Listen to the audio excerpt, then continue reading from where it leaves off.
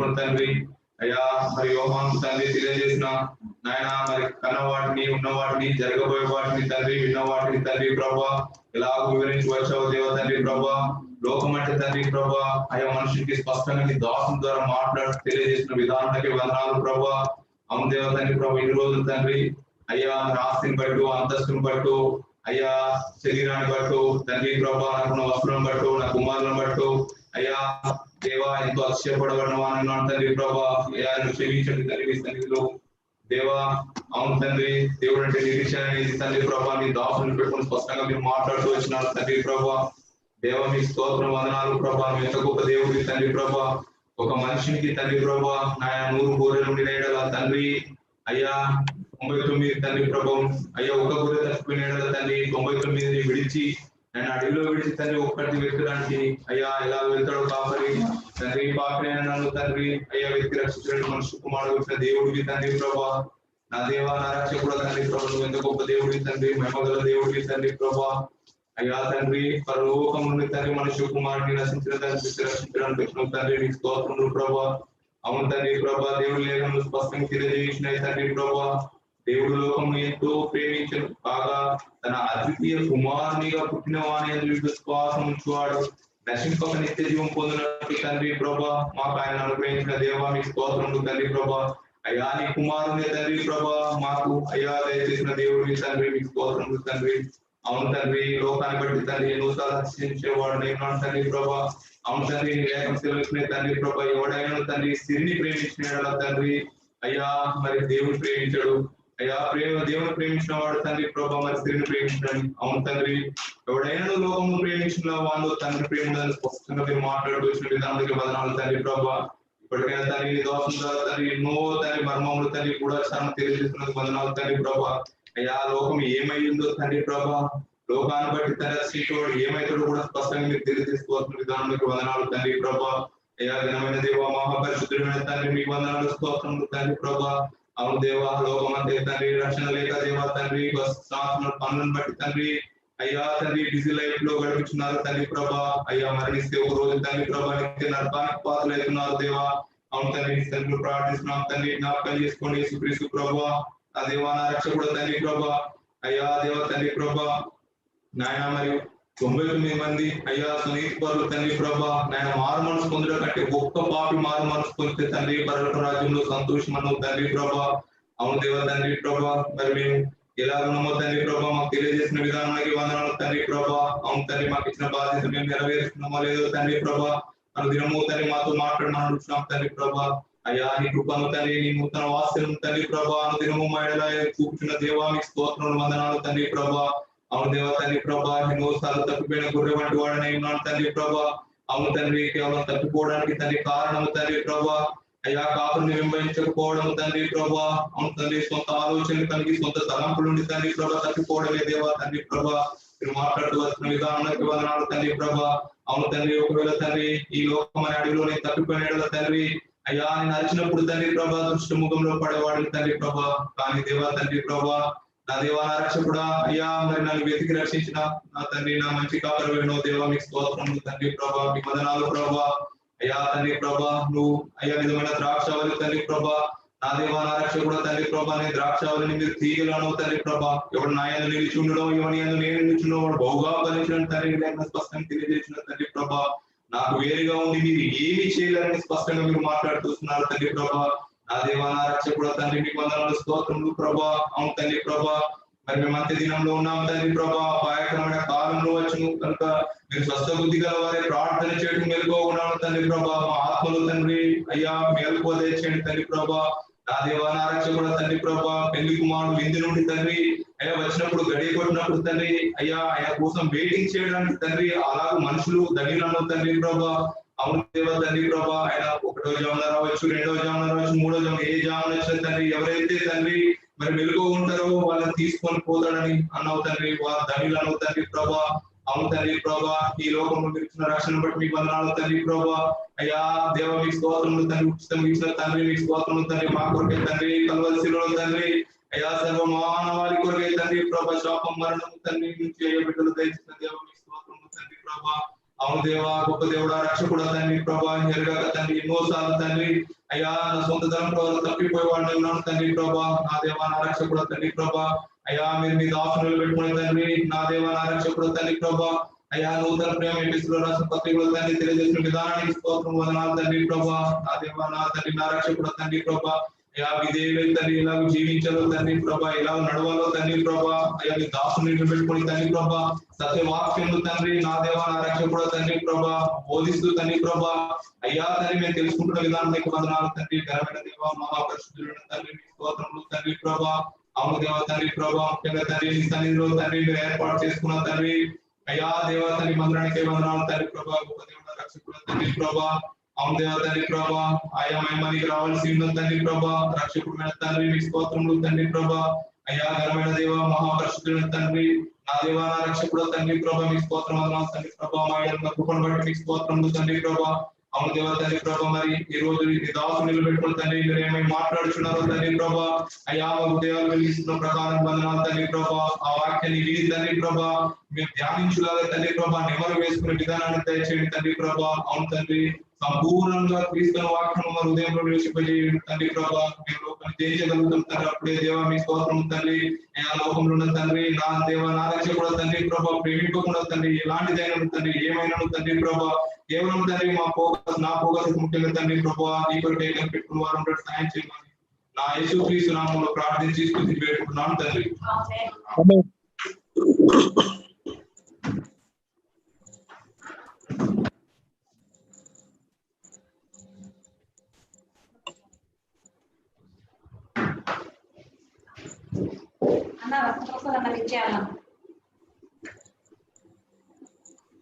రత్నప్రసాద్ ప్రార్థన చేయండి.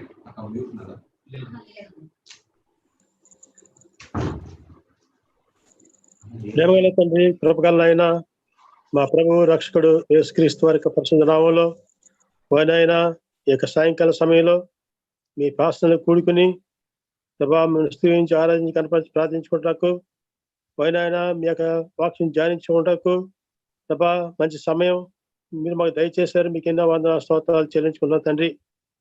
పోయినైనా మీరు మహా గొప్ప దేవుడు, మహాగణుడు, మహానూతుడు, పరిశుద్ధుడు, నిత్య నివాసున్న మహా గొప్ప దేవుడు, ఆకాశం మహాకాశాల పట్ల మహా గొప్ప దేవుడు, సర్వశక్తివంతుడైన మహా గొప్ప దేవుడు. అంతేకాకుండా కృపయో కనికరం వాళ్ళ దేవుడు, ప్రేమ వాచ్యత దేవుడు, మమ్మల్ని అంత వాళ్ళు ప్రేమించి మాకే ప్రాణం పెట్టిన మహా గొప్ప దేవుడు. మీ పాదాలకే వందల స్తోత్రాలు చెల్లించుకున్న తండ్రి. పాపంతో శాపంతో పడిచిపోయి నిత్య నరకంగా పోతున్న మా బ్రతుకుని జ్ఞాపకం చేసుకుని ప్రభా మీ పరలోక రాజ్యం సమాసం విడిచిపెట్టి మా కొరకే భూమి మీదకి దిగొచ్చిన గొప్ప దేవుడు. మీ పాదాలకే వందన స్తోత్రాలు చెల్లించుకున్న తండ్రి. పైన అయినా మీరు శిలువలో కాచిన పరిశుద్ధ రక్తం ద్వారా మా పాపాలన్నీ కడిగి పవిత్రపరిచి మీ సొత్తుగా మీ రాజ్యంగా చేసుకున్నారు. సంఘంగా మమ్మల్ని సమకూర్చారు. మీకు ఎన్నో వందన స్తోత్రాలు చెల్లించుకున్నాం తండ్రి. పైన అయినా ఈ యొక్క బహిరంగ ప్రభా ఈ దాసుడి ద్వారా దాసరాల ద్వారా మీకు ఇచ్చిన ప్రభా ఆదీక్షతను బట్టి ప్రభా మీరు ఏర్పరిచిన ప్రభా హెబ్రోన్ సంఘాన్ని హెర్మోన్ సంఘాలను బట్టి మీకు ఎన్నో వందన స్తోత్రాలు చెల్లించుకున్నాం తండ్రి. పైన మరోసారి వస్తున్నాం ప్రభా సంఘంలో కూడుకున్న ప్రభా ఈ కాలనీలో కూడుకున్న ప్రభా మీ ప్రియులందరిని బట్టి మీకు ఎన్నో వందన స్తోత్రాలు చెల్లించుకున్నాం తండ్రి. ఇంకా ఎవరైతే రావాలో వాళ్ళని సకాలంలో తీసుకురండి. మరి ముఖ్యంగా ప్రభా యుఎస్ఐ నుంచి ప్రభా మీ దాసుడు ప్రభా సమర్పించుకుని ప్రభా మాకు ప్రభా మీ దాసుడి ద్వారా ప్రభా ఏపీసీ రాసిన ఇక పత్రికలో ఎన్నో ఆధ్యాత్మికమైన విషయాలు ప్రభా మీరు మాకు తెలియజేస్తున్న విధానం బట్టి మీకు ఎన్నో వందల స్తోత్రాలు చెల్లించుకుంటండి. పైన ఈ దాసుడి కుటుంబాన్ని దీవించి ఆశీర్వదించండి. ఇంకా ముందున్న దినాల కనుక మీ సేవ పరిచే నీ దాసుని బలంగా వాడుకోమని ప్రార్థిస్తున్న తండ్రి. పైన వస్తున్నాం ప్రభా మా యొక్క సంఘాలలో ఎవరైతే ఎటువంటి అక్కర్ల అవసరంతోనే మీ మహిమలో తీర్చడం ప్రార్థిస్తున్న తండ్రి. ఎవరైతే ప్రభా అనారోగ్యంగా ఉన్నారో వాళ్ళని జ్ఞాపం చేసుకొని వాళ్ళ ముట్టి సంపూర్ణ దయచేయండి. ఆయన ఎంతో భయంకరమైన దినాల్లో ప్రభా మమ్మల్ని ఎంతవరకు ప్రభా సజీవులుగా క్షేమంగా ఉంచారు. మీ సన్నిధిలో మీకు ఎన్నో వందల స్తోత్రాలు చెల్లించుకుంటున్నాం. ముందున్న రాకడ కొరకై మీ రాజ్యం కొరకై ప్రభా దిన ప్రభావ మమ్మల్ని సిద్ధపరచని ప్రార్థిస్తుంది. సాతాను యొక్క కనిపించి కనపడిన ప్రతి పన్నాలను తప్పించండి. సాధన శక్తులపై దినదిన మాకు విజయం దయచేసి సహాయం చేసి మీ వాక్యంతో నడిపించడం ప్రార్థిస్తూ ప్రభావ మరోసారి ప్రభావ మమ్మల్ని అందరినీ ఆశ్రయించుకుంటూ ఈ కూడిక అంతట్లోనూ ఆది నుంచి అంతవరకు ఉండి మీరే నడిపించి మీరే మనంతా ప్రభావం పొందమని ప్రార్థిస్తూ చెప్పుకుంటూ మీ ప్రియకుమారుడు ప్రభు రక్షకుడు యేసుక్రీస్తు వారి యొక్క పరిశుద్ధ నామములో స్తుతించి ప్రార్థించి వేడుకొంచున్నాం తండ్రి. ఆమేన్. కూడికి ఆరంభించుకుందామండి. అయితే దేవుడి దాసుడు బ్రదర్ ఏలియా గారు వాక్యం చెప్పక ముందు ప్రార్థన చేసుకుందాం. దయచేసి మీరున్న స్థలంలోనే ప్రభు సన్నిధిలో మోకరించండి.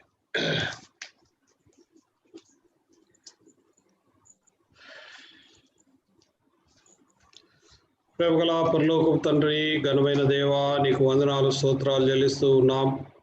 ఈ రాత్రి తండ్రి మరొకసారి నీ కృపా సింహాసనం దగ్గరికి వస్తూ ఉన్నాం. మా యొక్క పనుల్లో ఉదయం మొదలుకొని సాయంకాలం వరకు కూడా మీరు మమ్మలను ప్రొటెక్ట్ చేసి కాపాడినారు. మీకు ఎంతో వందనాలు చెల్లిస్తూ ఉంటున్నాం.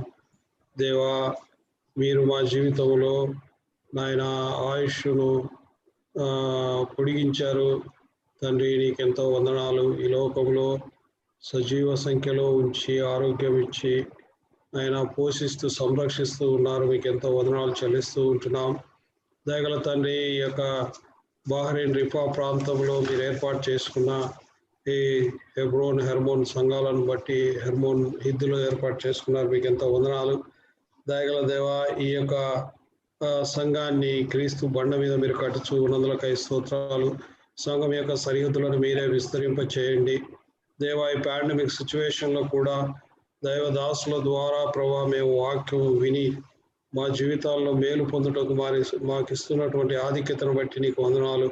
ఈ సాయంకాల సమయంలో నీ దాసు బ్రదర్ ఏలియా తను USA నుంచి మరి తన సమయాన్ని మా కొరకై కేటాయిస్తూ ఉన్నందును బట్టి నీకు వందనాలు. నీ దాసుని ఏర్పాటు చేసుకున్నావు, నీకు వందనాలు. నీ దాసునికి ఏవైతే బయలుపరిచారో ప్రభా సంఘంలో తను పంచుకోబోతూ ఉంటుండగా ఆయన ఒక నోటి బూరగా వాడుకోమని ప్రార్థిస్తూ ఉంటున్నాం. నీ సేవ కొరకై ప్రత్యేకపరుచుకున్నందులకై స్తోత్రాలు. జ్యోతి మరి పిల్లలను బట్టి నీకు వందనాలు చెల్లిస్తూ ఉంటున్నాం. వారి కుటుంబంగా మరి ఆ యొక్క బ్లూమింగ్టన్లో నీకు సాక్షులుగా ఉంచిన విధానానికై నీకు వందనాలు చెల్లిస్తూ ఉంటున్నాం. దయగల తండ్రి, మరొకసారి మా సంఘంలో ఉన్నటువంటి సహోదర సహోదరులందరినీ బట్టి నీకు వందనములు. ఎవరైతే ఆన్లైన్లోకి వచ్చి నీ వాక్యం వినగలుగుతున్నారో వారందరికై నీకు వందనాలు. ఎవరైతే నైనా మరి రాలేకపోతున్నారో వారికి మరొక తరుణం దయచేయండి. ఎలాంటి ఎక్స్క్యూజ్ లేకుండా సంఘంతో కలిసి ప్రభా వాక్యం ధ్యానించుట యందును నీ సన్నిధిలో మోకరించి ప్రార్థన చేయుట యందును ప్రభా వారికి ఆసక్తిని దయచేయమని ప్రార్థిస్తూ ఉంటున్నాం. ఇక్కడ మందిరానికి మీరు తీసుకొని వచ్చిన నీ ప్రజలను బట్టి కూడా నీకు ఎంతో వందనాలు చెల్లిస్తూ ఉంటున్నాం. బహు స్పష్టంగా మీరు నాతోనూ మా అందరితోనూ మీరు మాట్లాడండి అయ్యా. మేము బలహీనమైన ప్రజలు తండ్రి, మమ్మల్ని అందరినీ కూడా మీరు రక్తప్రోక్షణకి తీసుకొని వచ్చి కడిగి శుద్ధి చేయమని ప్రార్థిస్తూ ఉంటున్నాం. మా ఆత్మీయమైన జీవితాన్ని వాక్యం ద్వారా మీరు కట్టుచూ ఉన్నందులకై స్తోత్రాలు. వాక్యమును తండ్రి మా జీవితాల్లో మేము వినడం మాత్రమే కాదు, అన్వయించుకొని నడుచుకున్నట్టుకు సహాయం చేయండి. మా విశ్వాసం వాక్యం వినట ద్వారా అభివృద్ధి పొందుటకు సహాయం చేయండి నాయన దేవా. మా పనుల్లో మీరు తోడుగా ఉండి మీరు మీ వాగ్దానాన్ని రుజువు చేస్తూ ఉన్నందులకై స్తోత్రాలు. మా ముందుగా మీరు నడుస్తున్నందులకై స్తోత్రాలు తండ్రి. మా యొక్క సంఘానికి మీ ప్రధాన కాపరిగా ఉన్నందులకై నీకు స్తోత్రాలు తండ్రి. మాలో తండ్రి మా ద్వారా మీ కార్యాలు పూర్తిగా నెరవేర్చుకోమని వందనములు చెల్లిస్తూ మరొకసారి ఏలియాని మీ చేతులకు అప్పగిస్తూ దీవించుకొని యేసుక్రీస్తు ప్రభు అతి శ్రేష్టమైన నామములో ప్రార్థించి వేడుకొంచున్నాము తండ్రి. ఆమేన్. ప్రియమైన దేవుని ప్రజలారా, మరి సమయంలో బ్రదర్ ఏలియా గారు అమెరికా బ్లూమింగ్టన్ నుంచి దేవుని యొక్క వాక్యాన్ని పంచుకుంటారు. ఏలియా, praise Lord, please take over the meeting.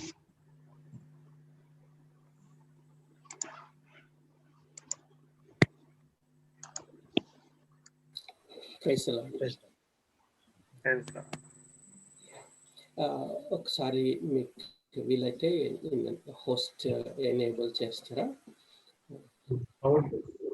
కొద్దిగా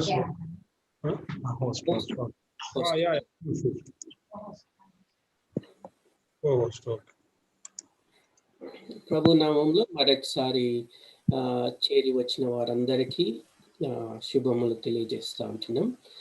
అదే సమయంలో మనల్ని అందరినీ ఈ విధంగా వారం వెంబడి వారము దేవుడు ఈ విధంగా కలిసేటట్లుగా చేసి తన యొక్క వాక్యాన్ని ధ్యానించడానికి తరుణాన్ని ఇస్తున్న దేవునికి కూడా ఎంతో వందనాలు స్తుతులు చెల్లిస్తూ ఉంటున్నాం. ఈరోజు మనము ఎఫెసీయులకు రాసిన పత్రికలోని మొదటి అధ్యాయము 15వ వచనం నుంచి 23 వచనాల వరకు ధ్యానించడానికి ప్రయత్నిస్తాము. గడిచిన వారము మనము అపోస్తలుడైన పౌలు పరిశుద్ధాత్మ ప్రేరేపణ వలన ఆయన చెప్పిన సంగతులను 3వ వచనం నుంచి 14వ వచనం వరకు రాసి ఉంచిన విషయాలను ధ్యానించినాం. అదంతా ఒకటే మాట, 1 సెంటెన్స్ గ్రీకు భాషలో. ఈ రోజు మనము 15వ వచనం నుంచి కొద్దిగా చెక్ చేయాలి. ఐ థింక్ ఎవరైనా ఒకవేళ అన్మ్యూట్ చేసింటే దయచేసి మ్యూట్ చేస్తారా? ఇప్పుడు బాగుంది కదా? ఓకే. సో ఈరోజు మనము అపోస్తలుడైన పౌలు పరిశుద్ధాత్మ ప్రేరేపణ వలన మన కొరకు రాసి ఉంచినటువంటి ఇంకొక మాటను మనము ధ్యానించడానికి ప్రయత్నిస్తాం. 15వ వచనం 23వ వచనముల వరకు రాయబడిన మాటలు అగైన్ అది ఇంకొక సెంటెన్స్, ఒకటే మాట. ఇది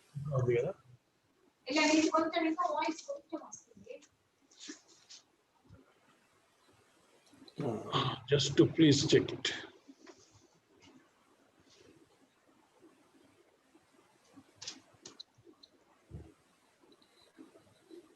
ఇప్పుడు వినపడుతుందా? వాయిస్ ఉంది కానీ కొంచెం రీసౌండ్ లా ఉంది అంకల్. అది ఓకే, అది నా నుంచి కాకపోయిండొచ్చు. ఏంటంటే ఒకవేళ ఎవరైనా అన్మ్యూట్ చేస్తే అది రీసౌండ్ వస్తుంది. ఓకే, ఒక్క నిమిషము చెక్ చేసి జ్యోతి కొంచెం అది మైక్ అది పెట్టద్దండి.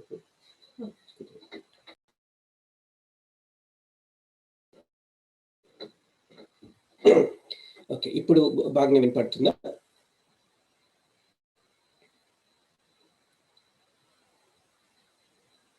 ఇప్పుడు ఇంకా రీసౌండ్ వస్తుందా? బాగానే వినపడుతుందా?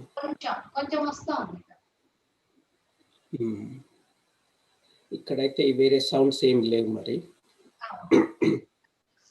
Continue no issues.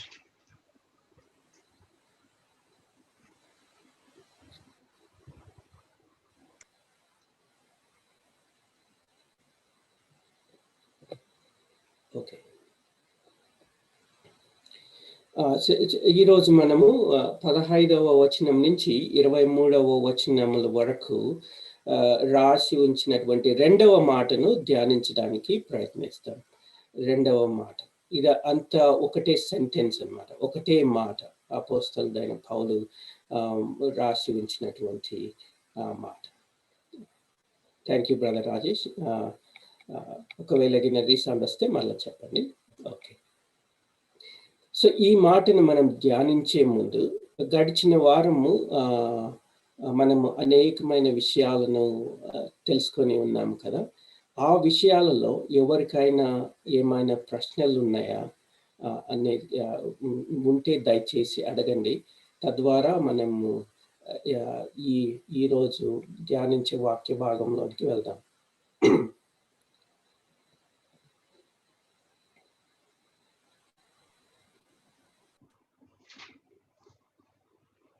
సోదరులారా, డౌట్స్ ఏమన్నా ఉంటే అడగొచ్చు. ఇప్పుడు M N Rao, brother M N Rao.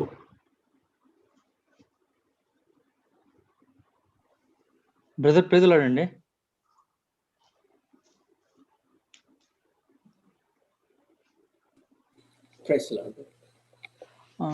Actually just only this sequence when I'm going through just మాకు ఒకటే వచ్చిందనమాట. ప్రేమ చేత ఎన్నిక చేసుకున్నాడా, ఎన్నిక చేసుకుని ప్రేమించాడా? బికాజ్ 5 steps లో మీరు selection, predestination and at the same time redemption and this one దానికి స్వాస్థ్యంను ఏర్పరచుకున్నాడు. తర్వాత ఆత్మచేత ముద్రించని చెప్పారు కదా 5 steps లో. ఈ 5 steps లో సెలక్షన్ అనేది బేస్డ్ అపాన్ వాట్, వెదర్ ప్రేమించి సెలెక్ట్ చేసుకున్నాడా, ఎన్నిక చేసుకుని సెలెక్ట్ చేసుకున్నాడు, అది just I myself little bit confused. ప్రేమ చేత ఎన్నిక చేసుకున్నా అని చెప్తున్నాడు. అవును, అంటే మనకు వాక్య భాగంలో ఏమందంటే ప్రేమ చేత ఆయన క్రీస్తులో మనలను ఏర్పరచుకున్నాడు అన్నది కదా. మొట్టమొదటిగా ఎందుకు ఏర్పరచుకున్నాడు అంటే ఏర్పరచుకోవలసిన అవసరం ఏంటి, ఏర్పరచుకోవడానికి ఈవెన్ ఎందుకు ఉద్దేశించినాడు, ఆ ఇనిషియేషన్ ఎందుకు తీసుకున్నారు, ఫస్ట్ స్టెప్ ఎందుకు వేసినారు అంటే దానికి అంతటికి కారణం ఏంటంటే ఆయన యొక్క ప్రేమ. ఆయన ప్రేమను బట్టి ఆయన ముందుకు వచ్చినాడు అన్నమాట. ఆ ప్రేమను బట్టి ఆయన మనలను ఏర్పరచుకున్నాడు. మీనింగ్ మీరు ప్రేమించి ఎన్నుకున్నాడా అంటే వెంబెనరావు గారి ప్రశ్న ఏంటంటే ఎన్నుకొని ప్రేమించాడా, ప్రేమించి ఎన్నుకున్నాడా? ఫస్ట్ యాక్షన్ వచ్చేసి దేవుడు ప్రేమించినాడు. He set his heart on certain people. అంటే ఆయన ప్రజల ముందు ఆయన ఉంచినాడు అన్నమాట. ఆ ప్రేమలో నుంచి వచ్చినటువంటి రిజల్ట్ ఏంటంటే ఏర్పరచుకున్నాడు. ఓకే అండి, okay brother, thank you brother. Sure. ఇంకా ఏమైనా ప్రశ్నలు ఉంటే దయచేసి అడగండి, మనం ముందుకు వెళ్ళే ముందు ఆ ప్రశ్నలను, ఎందుకంటే ఇది చాలా ప్రాముఖ్యమైన వాక్య భాగం అన్నమాట. ఆ వాక్య భాగాన్ని సరిగా అర్థం చేసుకోలేకపోతే ఈరోజు ధ్యానించే వాక్య భాగాన్ని సరిగా అర్థం చేసుకోలేము. అందుకని దయచేసి మీకు ఏదైనా ప్రశ్నలు ఉంటే దయచేసి అడగండి. తద్వారా వీలైనంత వరకు ఆ ప్రశ్నలకు జవాబులను పొంది ముందుకు వెళ్ళడానికి ప్రయత్నిస్తాం. ఇప్పుడు జగత్ పునాది వేయబడక మునిపే మనల్ని ఏర్పాటు చేసుకున్నాడు కదా. తర్వాత ఆయన డ్యూ టైంలో మన దగ్గరికి వచ్చి మనలను మనల్ని ఏర్పాటు చేస్తున్నాడు. అదే మాదిరిగానే మొత్తం అందరినీ కూడా ఒకేసారి ఆయన ఆల్రెడీ నిర్ణయించేసాడు కదా. మనము ఈ వాక్య భాగంలో నుంచి మనం గ్రహించగలిగేది ఏంటంటే జగత్తు పునాది వేయబడక మునిపే దేవుడు క్రీస్తులో తన వారిని ఏర్పరచుకున్నాడు. అందుకనే యేసు క్రీస్తు ప్రభు ఈ లోకానికి వచ్చినప్పుడు ఆయనకు ఒక పేరు ఇవ్వబడింది కదా. ఆ పేరేంటి? యేసు అని. యేసు అనే మాటకు అర్థమైతే ఎవరైనా చెప్పగలరా? రక్షకుడు. యేసు అంటే రక్షకుడు గారు. మత్తయి 1వ అధ్యాయంలో చివరి వచనాల్లో ఉంటుంది. ఏంటి? ఎవరైనా ఒకరు చదవండి.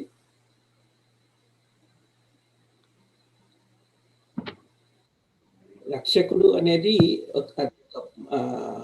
ఆయన ఇచ్చినటువంటి కార్యము, అంటే ఆ కార్యంను బట్టి ఆయన అంటే మనల్ని రక్షించినాడు. హీఈస్ అ సేవియర్, అందులో తప్పులేదు. కానీ ఇంకా కొంచెం ఎక్కువగా అంటే విపులంగా వ్రాయబడింది అనమాట యేసు అనే మాటకు అర్థం. అభిషక్తుడు. క్రీస్తు అంటే అభిషక్తుడు. యేసు అంటే ఏమని అర్థం? ప్రజలను వారి పాపముల నుండి ఆయనే రక్షించును గనక ఆయనకు యేసు అని పేరు పెట్టుదు అనేది. మరలా ఇంకొకసారి చదువుకుందాం. తన ప్రజలను వారి పాపముల నుండి ఆయనే రక్షించును గనుక ఆయనకు యేసు అని పేరు పెట్టుదు అనేను. మొట్టమొదటిగా మనం చూస్తున్నాం తన ప్రజలను వారి పాపముల నుండి. ఇప్పుడు చూడండి, తన ప్రజలు ఎవరు? వీరు తన ప్రజలు ఎట్లా అయినారు? మొట్టమొదటిగా వారి కోసమే ఆయన మరణించినాడు కదా. మరి వారు ఎవరు? ఏ విధంగా వారిని తన ప్రజలు అని చెప్తున్నాడు? సృష్టింపబడిన ప్రతి ఒక్క మనిషిని గురించి అయినట్లయితే తన ప్రజలు అని ఎందుకు చెప్తాడు? సో అంటే ఇప్పుడు మనం ఆలోచించాల్సింది ఏంటంటే ఏ విధంగా వారు తన ప్రజలు అయినారంటే జగత్తు పునాది వేయబడక మునిపే యేసుక్రీస్తు ప్రభువులో వారిని ఏర్పరచుకొనబడినారన్నమాట. సో యేసుక్రీస్తు ప్రభువు వారిని తండ్రి ప్రేమించి యేసుక్రీస్తు ప్రభువులో వారిని ఏర్పరచుకొని వారిని నిర్ణయించి వారిని మహిమపరచాలనే ఉద్దేశంతో తన కీర్తికి మహిమ కలిగేటట్లుగా వారిని జగత్తు పునాది వేయబడక మునిపే ఏర్పరచుకున్నారు కదా. సో వారిని దేవుడు రక్షించే నిమిత్తమై, వారిని తన ప్రజలుగా చేసుకున్న నిమిత్తమై, వారిని తన కుమారునితో సహపౌరులుగా చేయ నిమిత్తమై, వారిని రక్షించడానికి కొరకై యేసుక్రీస్తు ప్రభు ఈ లోకానికి వచ్చినాడు. ఎందుకని? వెదకి రక్షించడానికి కొరకు. ఎవరిని వెతుకుతున్నాడు ఆయన? అందరి కొరకు. అయితే వెతకాల్సిన అవసరం ఏముంది? సో తన ప్రజలు ఎవరు వారు అంటే దేవుని చేత జగత్తు పునాది వేయబడక మునిపే ఏర్పరచబడిన వారు. ఇక్కడ ఇంకొక ప్రశ్న ఏలియా, ఇప్పుడు తన ప్రజలను అంటే తన ప్రజలు కాకుండా వేరే ప్రజలను ఎన్నుకోలేదు కదా, అంటే సృష్టి మొత్తం ప్రభువే యోహాను సువార్త 10వ అధ్యాయంలో ఆయన కొంతమంది గురించి చెప్తూ, నాకు చెందిన వేరే గొర్రెలు ఉన్నాయి, వారిని కూడా నా మందలోనికి తీసుకొని రావాల్సిన అవసరం ఉంది అని చెప్తున్నారు కదా. అంటే యేసు ప్రభు ఏం చూపిస్తున్నాడు అక్కడ? 2 గుంపులు ఉండడం చూస్తున్నాం. తన యొక్క గొర్రెలు ఆయనకు చెందనటువంటి వారి గురించి. సో అప్పుడు మనకు దాని ద్వారా కూడా మనకు తెలిసేది ఏంటంటే, వీరిని ఎవరినైతే తన సంకల్పము చొప్పున, తన చిత్త ప్రకారము, తన యొక్క సార్వభౌమాధికారము చొప్పున ఎవరినైతే దేవుడు జగత్తు పునాది వేయబడక మునుపే ఎన్నుకున్నాడో, ఏర్పరచుకున్నాడో, వారి కొరకై ఆయన ఈ లోకానికి వచ్చి వారిని వెదకి రక్షించి వారిని తన గుంపులో అంటే తన మందలో చేర్చుకొని వారిని మహిమపరచడానికి యేసుక్రీస్తు ప్రభు ఆయన ఆ కార్యం చేసినాడు.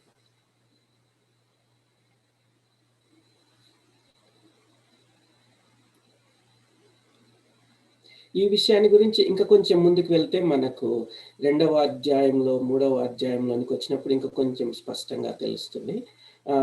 ఇంతవరకు అయితే దేవుడు వాక్యంలో చెప్పిన దాని ప్రకారము మనము దేవుడు జగత్తు పునాది వేయబడక మునిపే ఆయన మనలను యేసుక్రీస్తు ప్రభులో ఏర్పరచుకున్నాడు అనే విషయాన్ని మనము అది గ్రహించాల్సిన అవసరం ఉంది. ఎందుకంటే అది మనము చెప్పే మాటలు కాదు, ఇది దేవుడే పరిశుద్ధాత్మ ద్వారా మనకు బయలుపరిచినటువంటి ప్రత్యక్షత. అన్న ఒక క్వశ్చన్ అన్న మరి ఇప్పుడు ఓకే అన్న, తన ప్రజలు అంటే వేరే వాళ్ళు ఇజ్రాయేలీలు కలిపి అక్కడ ఉద్దేశం కదా అన్న. యోహాను సువార్త 10వ అధ్యాయము, అది మరి మత్తయి సువార్త 24వ అధ్యాయంలో సమస్త జనులకు సువార్త ప్రకటించబడవలెను, అప్పుడు అంతము వచ్చును అని అన్నదన్న. అంటే ఇప్పుడు అంటే సమస్త అప్పుడు అట్లయితే అందరికి సువార్త ప్రకటించాల్సిన అవసరం లేదు కదా. అంటే ఆయన ఎన్నుకున్న వారికి సరిపోదు, అప్పుడు సమస్త జనులకు ప్రకటించాల్సిన మరి ఆ యొక్క ఆవశ్యకత ఏమై ఉండొచ్చు? ఆ మాట ఉద్దేశం ఒకటి గమనించాలి రాజేష్, సువార్త అంటే ఏమని అనుకుంటున్నాం మనం? ప్రభు యొక్క ఆయన మన కొరకే ఆయన చేసిన కార్యం అంటే రక్షణ మార్గం. కొంచెము 2-3 వచనాల్లో నేను దాని గురించి మనం చదువుదాము. యాక్చువల్ గా గాస్పెల్ సువార్త అనేది రక్షణ గూర్చిన మాటలు సువార్తలో ఒక భాగము మాత్రమే. ఆ మంచి వార్త, సువార్త అనేది ఎంతో గొప్పది, అంటే ఎంతో వాస్ట్ అన్నమాట. అది దేవుని యొక్క ప్రణాళిక అంతటి గురించి సువార్త లాగా మనం చూస్తాం. గాస్పెల్ అంటే ఫ్రమ్ బిగినింగ్ టు ఎండ్. అందులో ప్రాముఖ్యమైన విషయం ఏంటంటే యేసుక్రీస్తు ప్రభు చేసినటువంటి, అంటే ఆయన శిలువలో ఆయన జరిగించినటువంటి కార్యము భాగము మాత్రమే. అదే సువార్త కాదు. సువార్త అనేటటువంటిది దేవుడు చూపించినటువంటి మంచి మాట మొదటి నుంచి చివరి వరకు. యేసుక్రీస్తు ప్రభు యొక్క శిలువ కార్యము ఆ సువార్తలో ఒక భాగం మాత్రం. అది మనము అర్థం, అంటే అది ఇంకా కొంచెము ముందుకు వెళ్ళినట్లయితే బాగా అర్థం అవుతుంది. కానీ అది దయచేసి అది గుర్తుంచుకోండి. మామూలుగా మనం ఏమనుకుంటామంటే సువార్త అంటే మన పాపముల కొరకు యేసు ప్రభు చనిపోయినాడు, ఆయన చేసిన కార్యం ద్వారా మనకు రక్షణ కలుగుతుంది అనేది అనుకుంటాం. యాక్చువల్ గా అది ఓన్లీ ప్రారంభము మాత్రమే, అది అంతం కాదు. దేవుని యొక్క సువార్త ఇంకా ఎంతో గొప్పగా ఉంది. అంత గొప్పగా ఉందంటే మనము ఇంతకు ముందే మనము చూచినాం కదా.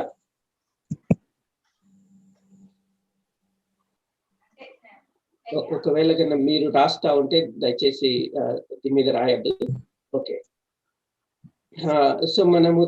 సో ఇప్పుడు వాక్య భాగాన్ని దాని గురించి ఇంకా కొంచెం ఎక్కువగా తెలుసుకుంటాం. అందరికి చెప్పవలసిన అవసరం లేదు కదా అని అంటుంది. అంటే ఇప్పుడు మనకు అందరికి చెప్పవలసిన అవసరం లేదు అంటే మనకెట్లా తెలుస్తుంది ఎవరు దేవుణ్ణి ఏర్పరచుకున్నాడు, దేవుడు ఏర్పరచుకోలేదని? మనకు తెలియదు. దేవుడు అది తెలియచేయలే కూడా. మనకు దేవుడు అనుగ్రహించినటువంటి ధన్యత ఏంటంటే దేవుని గురించి అందరికీ ప్రచురం చేయడం మాత్రమే. ఆ ప్రచురం చేసే క్రమంలో మనము దేవుని యొక్క మహిమను, తన కృప యొక్క గొప్పతనాన్ని, తన యొక్క శ్రేష్టమైనటువంటి ప్రణాళికలను అన్ని తెలియజేస్తాం. సో మీరు ఒకవేళ ప్రకటన గ్రంథం 14వ అధ్యాయంలోనికి వచ్చినప్పుడు we will see eternal gospel, నిత్యమైన సువార్త. ఆ సువార్త ఏంటి తెలుసా? వర్షిప్ గాడ్, దేవుణ్ణి ఆరాధించు అని చెప్పడమే అది ఇటర్నల్ గాస్పెల్ లాగా మనం చూస్తాం. అంటే అంటే ఆ సువార్తలో దేవుని యొక్క మహిమ గురించి, దేవుని యొక్క గొప్పతనాన్ని గురించి, దేవుని గురించి మనం ప్రచురం చేయవలసిన అవసరం ఉంది. అది మనకు దేవుడు అనుగ్రహించినటువంటి ధన్యత అన్నమాట. కనుక మనము సర్వ సృష్టికి చెప్తాము, నాట్ జస్ట్ ప్రజలకే కాదు, ఈవెన్ అన్నిటికీ, సృష్టి అంతటికీ మనము ప్రచురం చేసేది ఏంటంటే అవర్ గాడ్ ఈజ్ గ్రేట్. ఎందుకు గ్రేట్ అంటే దాంట్లో మనం అనేకమైన భాగాలను చూపిస్తాం.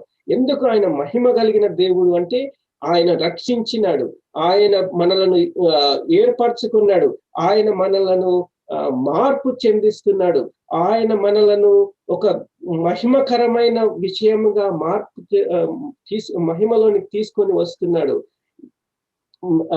సైతానుని మీద, తర్వాత అనేకమైనటువంటి విరోధుల మీద మనకు విజయాన్ని అనుగ్రహిస్తున్నాడు. ఈ విషయాలన్నీ అందులో పొందుపరచబడినాయి అన్నమాట. సో ఇది మనము జాగ్రత్తగా గమనించాల్సిన విషయం. దేవుని యొక్క మహిమ అనేటటువంటిది, దేవుని యొక్క సువార్త అనేటటువంటిది రక్షణ కార్యముతోటే ప్రారంభించి ముగింపబడదు. అది ఒక భాగము మాత్రమే. దేవుని యొక్క మహిమ ఎంతో గొప్పదిగా ఉంది. అది ఈరోజు కూడా మనము ధ్యానిస్తాం ఇంక కొన్ని నిమిషాలు. ఒక్కసారి వీలైతే మీరు ఈ రెడ్ మార్క్ ను తీసేస్తారా?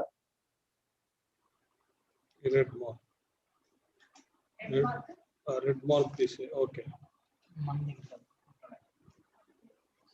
అన్న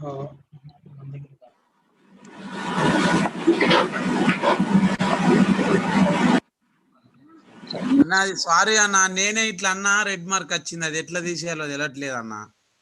ఓకే సరే సరే ఓకే. అది క్లియర్ చేస్తే అది పోతుంది. నా క్లియర్ ఆప్షన్ ఉంటది అక్కడ, షేర్ ఆప్షన్ లో క్లియర్ ఉంటది. దాంట్లో క్లియర్ అనే ఆప్షన్ లో కొడితే మొత్తం క్లియర్ అవుద్ది స్క్రీన్. పోయింది. మరలా ఇప్పుడు మనము 15వ వచనంలో నుంచి ఈ వాక్య భాగాన్ని ధ్యానించుకోవడానికి ప్రయత్నిస్తాం. సో ఇప్పుడు మనము ఏం చూస్తా వచ్చినామంటే 3వ వచనం నుంచి 14వ వచనం వరకు దేవుని యొక్క శ్రేష్టమైన, మహోన్నతమైన, ఘనమైన, ఎంతో విశిష్టమైన, ఎంతో అంటే మహిమకరమైన దేవుని యొక్క ప్రణాళికను మనము గమనిస్తా వచ్చినాం. 3వ వచనం నుంచి 14వ వచనం వరకు ఆ ప్రణాళిక సృష్టింపబడక ముందు నుంచి ప్రారంభమై చివరి వరకు దేవుడు కలిగినటువంటి ఎంతో విశిష్టమైన ప్రణాళిక అన్నమాట. అది మనము ఇదివరకే ధ్యానించినాం. అంత ప్రణాళికను బట్టి అందుకనే మనము అపోస్తలుడైన పౌలు ఇక్కడ 15వ వచనంలో ఆయన మనకి ఏం చెప్తాడంటే, చూడండి, ఈ హేతువు చేత, ఈ కారణం చేత, ఈ హేతు అంటే ఏ హేతు అది మనము 3వ వచనం నుంచి 14వ వచనం వరకు ధ్యానించినటువంటి శ్రేష్టమైన కారణాన్ని బట్టి ప్రభు అయిన యేసునందలి మీ విశ్వాసంను గూర్చి, మీ అంటే ఎవరు? వీరు ఎఫెసీలో ఉన్నటువంటి పరిశుద్ధులు అన్నమాట. వారి విశ్వాసమును గూర్చి, విశ్వాసము ఎందులో విశ్వాసం చూపుతున్నారు? యేసు క్రీస్తు ప్రభువునందు ఉన్నటువంటి విశ్వాసమును గూర్చి, అంతేకాకుండా పరిశుద్ధులందరి ఎడల వారు కలిగిస్తున్నటువంటి విశ్వాసమును గూర్చి. చూడండి, వారి యొక్క విశ్వాసం ఎవరి మీద ఉంది? యేసుక్రీస్తు ప్రభువునందు ఉంది. అంతేకాకుండా పరిశుద్ధులందరి ఎడల వారు చూపుచున్నటువంటి ఇది యాక్చువల్ గా విశ్వాసము కాదు, ప్రేమ.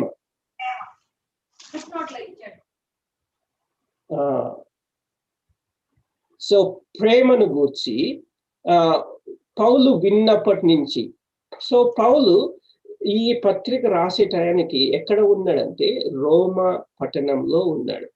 ఆ రోమా పట్టణంలో ఆయన ప్రకటించే సువార్తను బట్టి ఆయన అంటే ఆయన బంధించబడినాడు అన్నమాట, చెరలో ఉన్నాడు.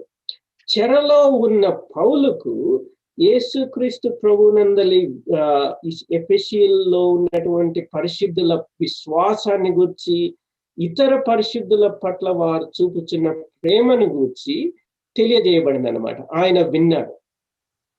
సో అప్పటి నుంచి చూడండి ఎంత అంటే ఆయన యొక్క విన్నప్పటి నుంచి ఆయన ఏం చేస్తున్నాడు అంటే, ఆయన వారి గురించి ప్రార్థన చేయడం మొదలు పెట్టినాడు.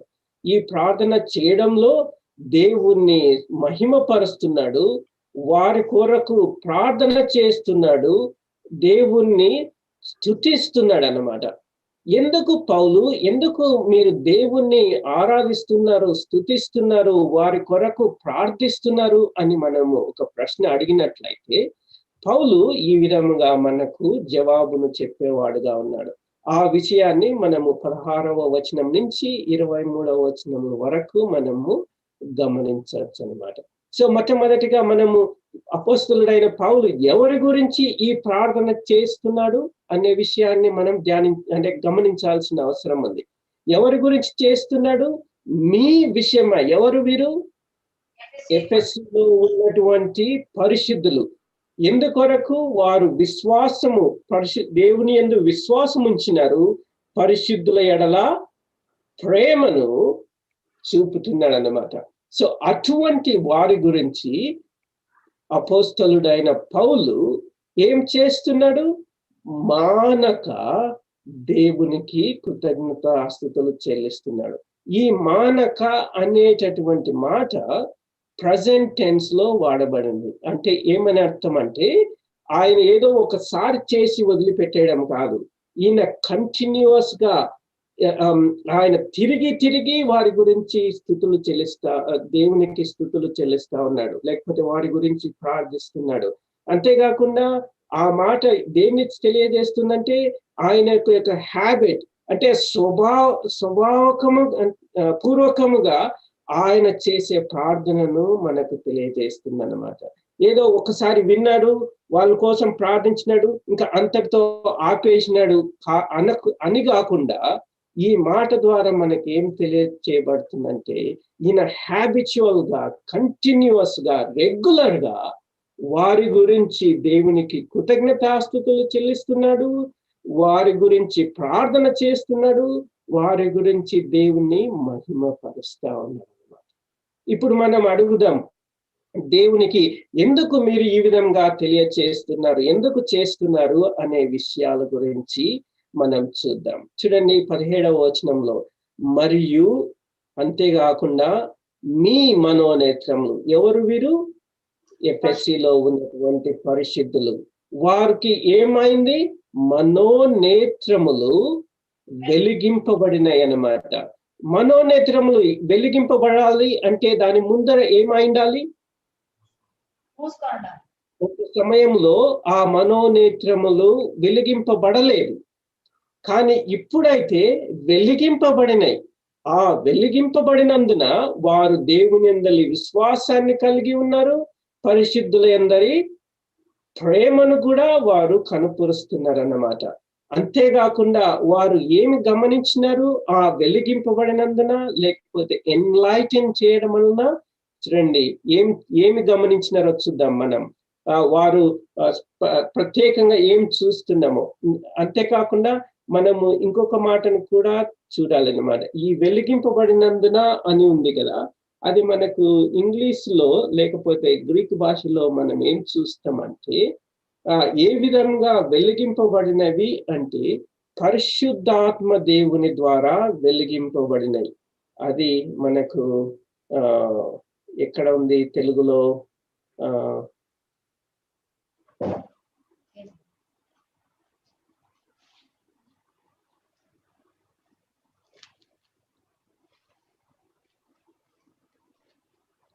ఇక్కడ మీకు కనిపిస్తుందా? May give to you spirit of wisdom and revolution. దేవుని యొక్క ఇక్కడ చూస్తున్నారు, ఇక్కడ కనపడుతుంది చూడండి.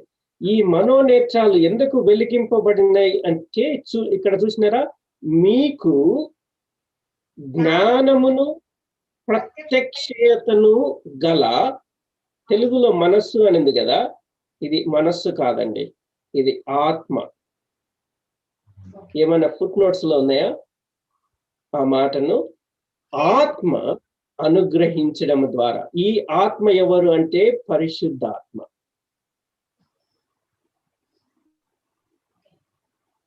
ఈ పరిశుద్ధాత్మ దేవుడు వారికి ఏమనుగ్రహించినాడు?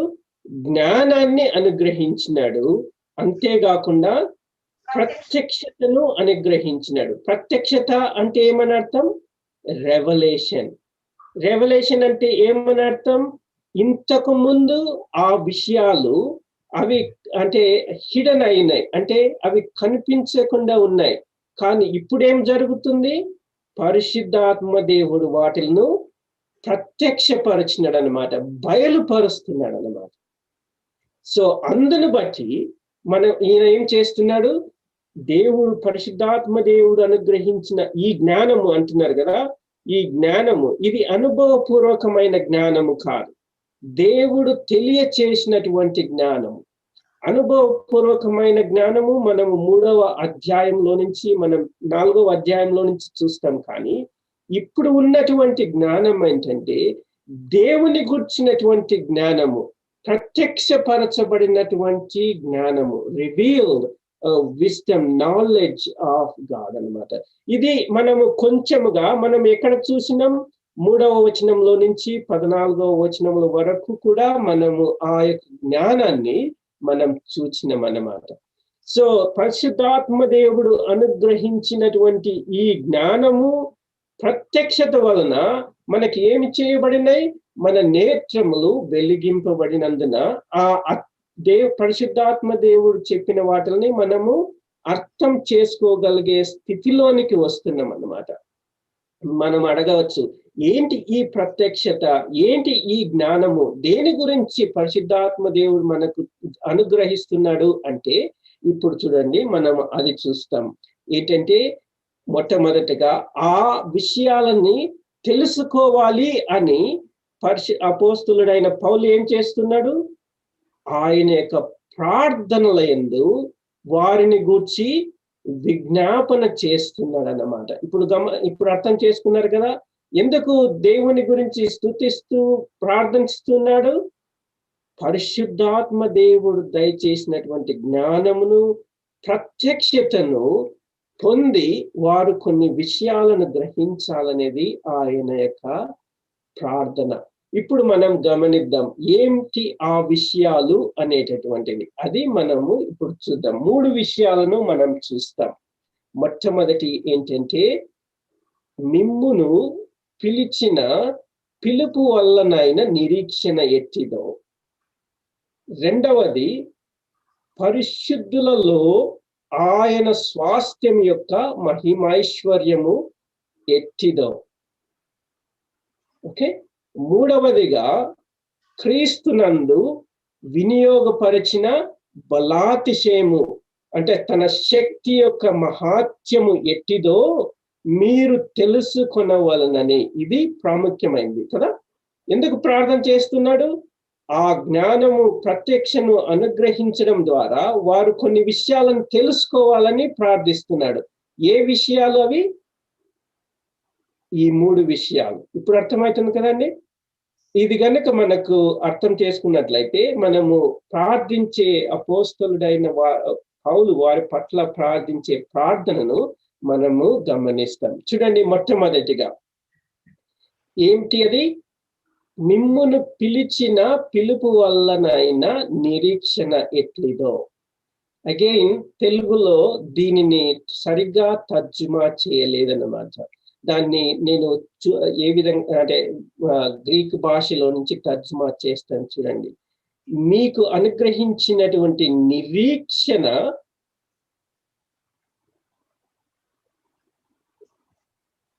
the hope to which you called. నిరీక్షణ కొరకైన పిలుపు. ఇప్పుడు అర్థమవుతుంది కదా. పిలుపు వల్లనైన నిరీక్షణ కాదు, నిరీక్షణ కొరకైన పిలుపు దేవుడు మొట్టమొదటిగా మనకు అనుగ్రహించినాడు అన్నమాట. ఇది ప్రాముఖ్యమైన విషయం, మనం గమనించాల్సిన విషయం. You will know what is the hope to which you are called. ఈ నిరీక్షణ ఏంటిదో తెలుసుకోవాలని అపోస్తలుడైన పౌలు యొక్క మనవి దేవుని దగ్గర. మీకు అర్థమవుతుంది కదండి. ఆ నిరీక్షణ ఏంటి అనేది మనం ఇప్పుడు చూడాలి. దేవుడు పిలిచినాడు, ఎందుకొరకు పిలిచినాడు? నిరీక్షణను తెలుసుకోవాలని.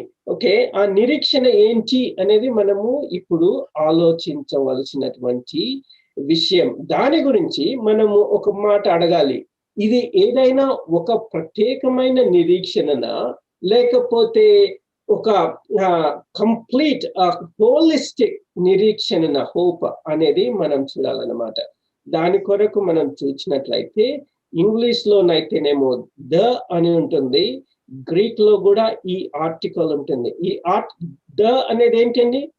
Definite article. డెఫినెట్ ఆర్టికల్ అంటే ఏంటి? ఒక ప్రత్యేకమైన నిరీక్షణ కొరకైన పిలుపు. ఈ నిరీక్షణ ఏంటి అనేది మనము ఇప్పుడు అడగాలి అన్నమాట. సో దాని కొరకై అపోస్తలుడైన పౌలు ముందుగానే 3వ వచనం నుంచి 14వ వచనం వరకు దేవుని యొక్క ఆ మనకు దయచేసినటువంటి నిరీక్షణను గురించి ఆయన ముందుగానే ఎక్స్ప్లెయిన్ చేసినాడు అన్నమాట. అర్థమయ్యేటట్లుగా మనకు ఆయన చూపించినాడు. కనుక ఆ నిరీక్షణ ఏంటి? అంటే చూడండి, ఆ నిరీక్షణ గడిచిన వారం నేను మీకు చూపించినాను కదా. ఏంటి ఆ నిరీక్షణ?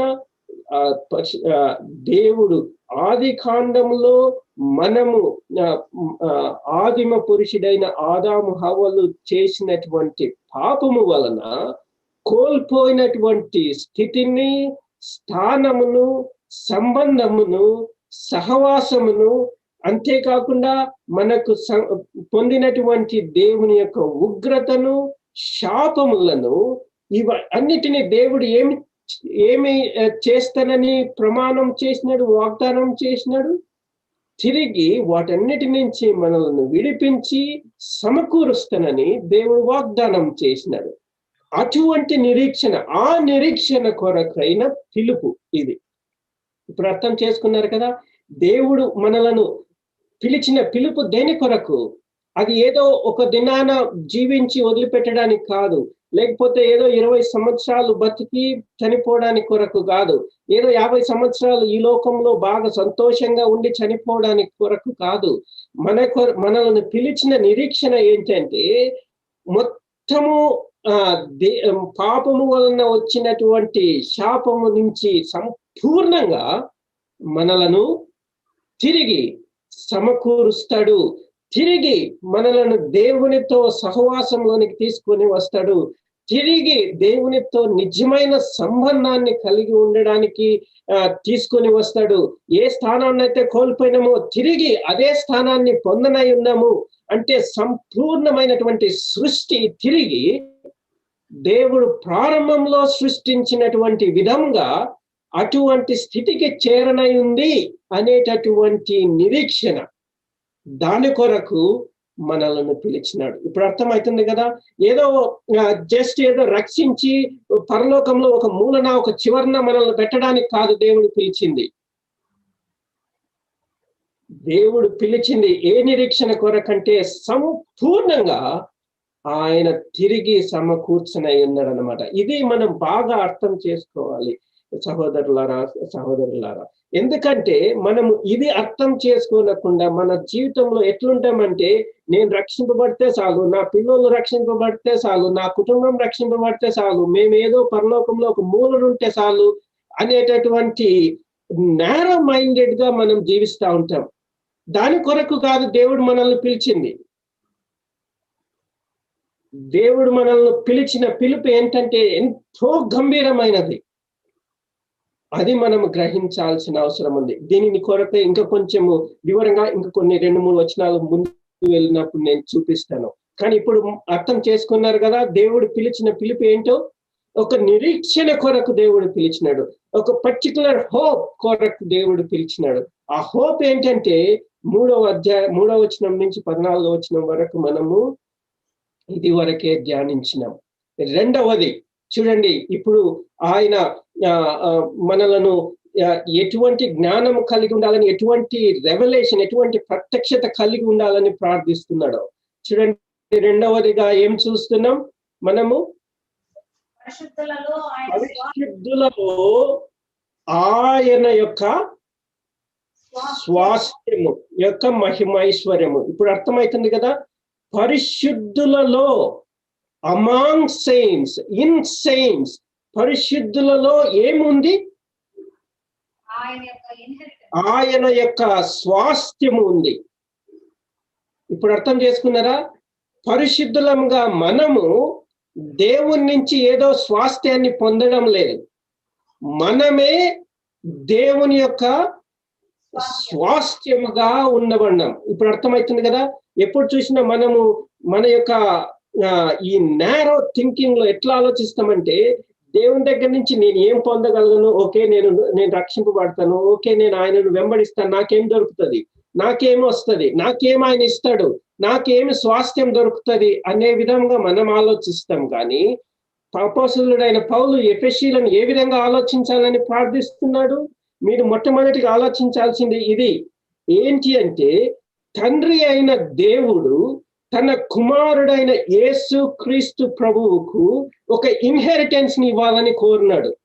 ఇప్పుడు అర్థమవుతుంది కదా. ఒక స్వాస్థ్యాన్ని ఇవ్వడానికి ఆయన ఉద్దేశించినాడు అన్నమాట. ఎవరైనా ఒకరు మన మన మన ఫ్యామిలీస్ లో క్రిస్మస్ పండుగ కానీ అనేక బర్త్డేస్ కానీ మనం ఏం చేస్తా వస్తామండి? మన పిల్లలకి గిఫ్ట్స్ ఇస్తాం కదా. ఆ గిఫ్ట్స్ ఎటువంటి గిఫ్ట్స్ ఇస్తాము? మనకు ఆ బిడ్డ వలన కలిగినటువంటి మీద ఉన్నటువంటి ప్రేమను బట్టి, అంతేకాకుండా ఆ బిడ్డ పొందడానికి ఎటువంటి అంటే అంటే డిజర్వ్ అంటే ఎటువంటి దానికి పొందడానికి అర్హతను బట్టి మనము గిఫ్ట్స్ ఇస్తాం కదా. మనకు మనీ లేనప్పుడు మనకున్నటువంటి దగ్గర ఉన్నటువంటి మనీ తోటి కొంచెం ఇస్తాము. అదే ఒకవేళ గొప్ప వాళ్ళు ఉన్నారనుకోండి, ధనవంతులు ఉన్నారనుకోండి, వాళ్ళ పిల్లలకి ఎటువంటి గిఫ్ట్స్ ఇస్తారు? వాళ్ళ స్తోమతను బట్టి ఇస్తారు కదా. అంటే గొప్పగా విలువ ఉంటాయి కదా. అదే విధంగా ఒక ప్రెసిడెంట్ వాళ్ళ పిల్లలకి ఎటువంటి గిఫ్ట్లు ఇస్తారు? వాళ్ళ యొక్క స్తోమతను బట్టి గిఫ్ట్స్ ఇస్తారు. ఒక రాజు ఉన్నాడు అనుకోండి, ఆ రాజు తన పిల్లలకి ఎటువంటి గిఫ్ట్స్ ఇస్తారు? వాళ్ళకున్నటువంటి స్తోమతను బట్టి ఎంతో ఘనమైన గిఫ్ట్స్ ఇస్తారు. ఇప్పుడు చూడండి, తండ్రి అయిన దేవుడు, సమస్తాన్ని సృష్టించిన సృష్టికర్త, సమస్తాన్ని తన యొక్క ఆధీనంలో ఉంచుకున్న దేవుడు, సమస్తమును సృష్టించగలిగిన శక్తి కలిగిన దేవుడు తన కుమారునికి ఎటువంటి గిఫ్ట్ ఇవ్వాలని కోరుకుంటున్నాడో తెలుసా? ఎటువంటి ఇన్హెరిటెన్స్ ఇవ్వాలని కోరుకుంటున్నాడు తెలుసా? ఆ ఇన్హెరిటెన్స్ లో ఎవరు ఉన్నారు తెలుసా? నీవు నేను ఉన్నాం. This is what God the Father wanted to give to his son as an inheritance. ఇది అర్థం చేసుకుంటున్నారా? దేవుడు, తండ్రి అయిన దేవుడు తన కుమారునికి ఒక స్వాస్థ్యాన్ని ఇవ్వడానికి కొరకై ఆ స్వాస్థ్యంలో ఏమి ఉంచాలనుకుంటున్నాడంటే మిమ్మల్ని నన్ను ఉంచాలని కోరుకుంటున్నారు. Do you really understand the value of the saints? ఇప్పుడు అర్థం చేసుకుంటున్నారా? పరిశుద్ధులలో ఆయన స్వాస్థ్యం ఉంది. మనం ఏదో పొందడానికి కాదు దేవుడు మనల్ని ఏర్పరచుకునింది, మనలనే ఒక గిఫ్ట్ గా కుమారునికి ఇవ్వడానికి కోరుకుంటున్నాడు. ఇప్పుడు అర్థమైంది కదండి? Imagine that for a second. ఒక్క క్షణం ఆలోచించండి. దేవుని కుమారునికి నిన్ను నన్ను ఒక గిఫ్ట్ గా ఇవ్వాలనుకుంటున్నాడంటే మరి ఆ దేవుడు మనల్ని ఎంతగా మహిమపరచాలండి. ఎందుకంటే కుమారునికి అంత మహిమకు ఆయన పొందడానికి ఆయనకు ఉన్నటువంటి అర్హతను బట్టి దయచేయడానికి అంతటి ఘనమైన దానిని దేవుడు తన కుమారునికి ఇవ్వడానికి సిద్ధపడినాడు అన్నమాట. ఇప్పుడు అర్థమైంది కదా? పరిశుద్ధులమైన మనలో దేవుడు ఎటువంటి ఇన్హెరిటెన్స్ ని పొందుపరచి మనలను తండ్రి కుమారునికి స్వాస్థ్యముగా ఇవ్వడానికి సిద్ధపడినాడు. అంతటి గొప్ప స్థితికి దేవుడు తన పరిశుద్ధులను మారుస్తా ఉన్నాడు అన్నమాట, తీసుకొని వస్తున్నాడు అన్నమాట. అందుకనే తన కుమారునికి ఏదైనా ఇవ్వాలంటే తనకు అంటే ఎటువంటి దానికి అర్హత కలిగి ఉన్నాడంటే ఆ కుమారునికి కుమారునే తప్ప ఇంకా వేరేది ఏది ఇవ్వలేడు తండ్రి. అందుకనే మనల్ని ఏ విధంగా మార్పు చెందిస్తున్నాడు? తన కుమారుని యొక్క స్వారూప్యతలోనికి మార్పు చెందిస్తున్నాడు. ఎందుకంటే he cannot give anything less than that to his own son. ఇప్పుడు అర్థమైంది కదా పరిశుద్ధులను ఏ విధంగా దేవుడు మహిమలోనికి తీసుకొని వస్తున్నాడు అనేది. ప్రియమైన సహోదరి సహోదరుడా, అటువంటి స్థానానికి దేవుడు నిన్ను నన్ను తీసుకొని వస్తున్నాడు. దాన్ని తెలుసుకోవాలని అపోస్తలుడైన పౌలు ఆయన ప్రార్థిస్తున్నాడు అన్నమాట.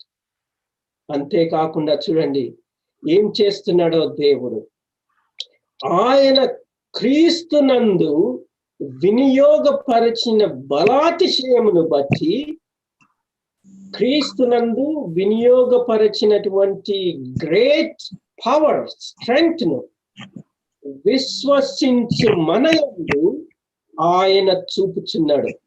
తన శక్తి యొక్క అపరిమితమైన మహాత్యము. చూడండి, ఇంతగా మరి మనలను కుమారునికి స్వాస్థ్యముగా ఇవ్వడానికి ఎంతగా ఎంతగా ఆయన కార్యం జరిగిస్తున్నాడంటే, యేసు క్రీస్తు ప్రభువునందు ఆయన చూపినటువంటి శక్తిని మనలో కూడా చూపిస్తున్నాడు అన్నమాట. ఇప్పుడు అర్థమైంది కదా అండి, దేవుడు మనలను పిలిచిన నిరీక్షణ తెలుసుకోవడానికని మొట్టమొదటిగా, రెండవదిగా మన యొక్క స్థానము పరిశుద్ధులలో ఆయన యొక్క స్వాస్థ్యము, అంటే మనమే ఒక ఇన్హెరిటెన్స్ గా, అంతేకాకుండా క్రీస్తునందు ఆయన చూపించిన శక్తి మనలో కూడా చూపిస్తున్నాడు.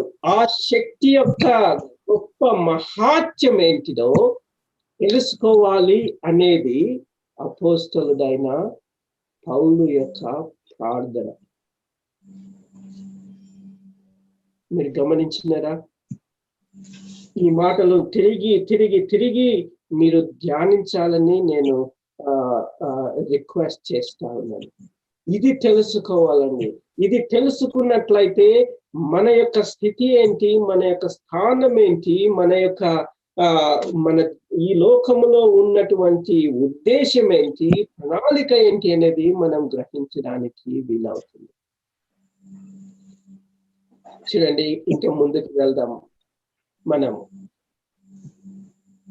ప్రభు అయిన క్రీస్తు, మనం ఇప్పుడు అడుగుదామా, తండ్రి ఈ శక్తి ఏంటి, ఈ అపరిమితమైన మహాత్యం ఏంటో మాకు చూపించండి అని అడిగినట్లయితే, ఎవిడెన్స్ ఏంటి అనేది మనకు అడిగినట్లయితే, మనకు 19వ వచనంలో నుంచి మనకు దేవుడు ఈ విధముగా కనబరుస్తున్నాడు. ఏంటి? మన ప్రభువు అయిన యేసు క్రీస్తు యొక్క దేవుడైన మహాస్వరూపియగు తండ్రి తన్ను తెలుసుకొనుట యందు, అంటే ఇది ముందుగానే చూసినాం కదా.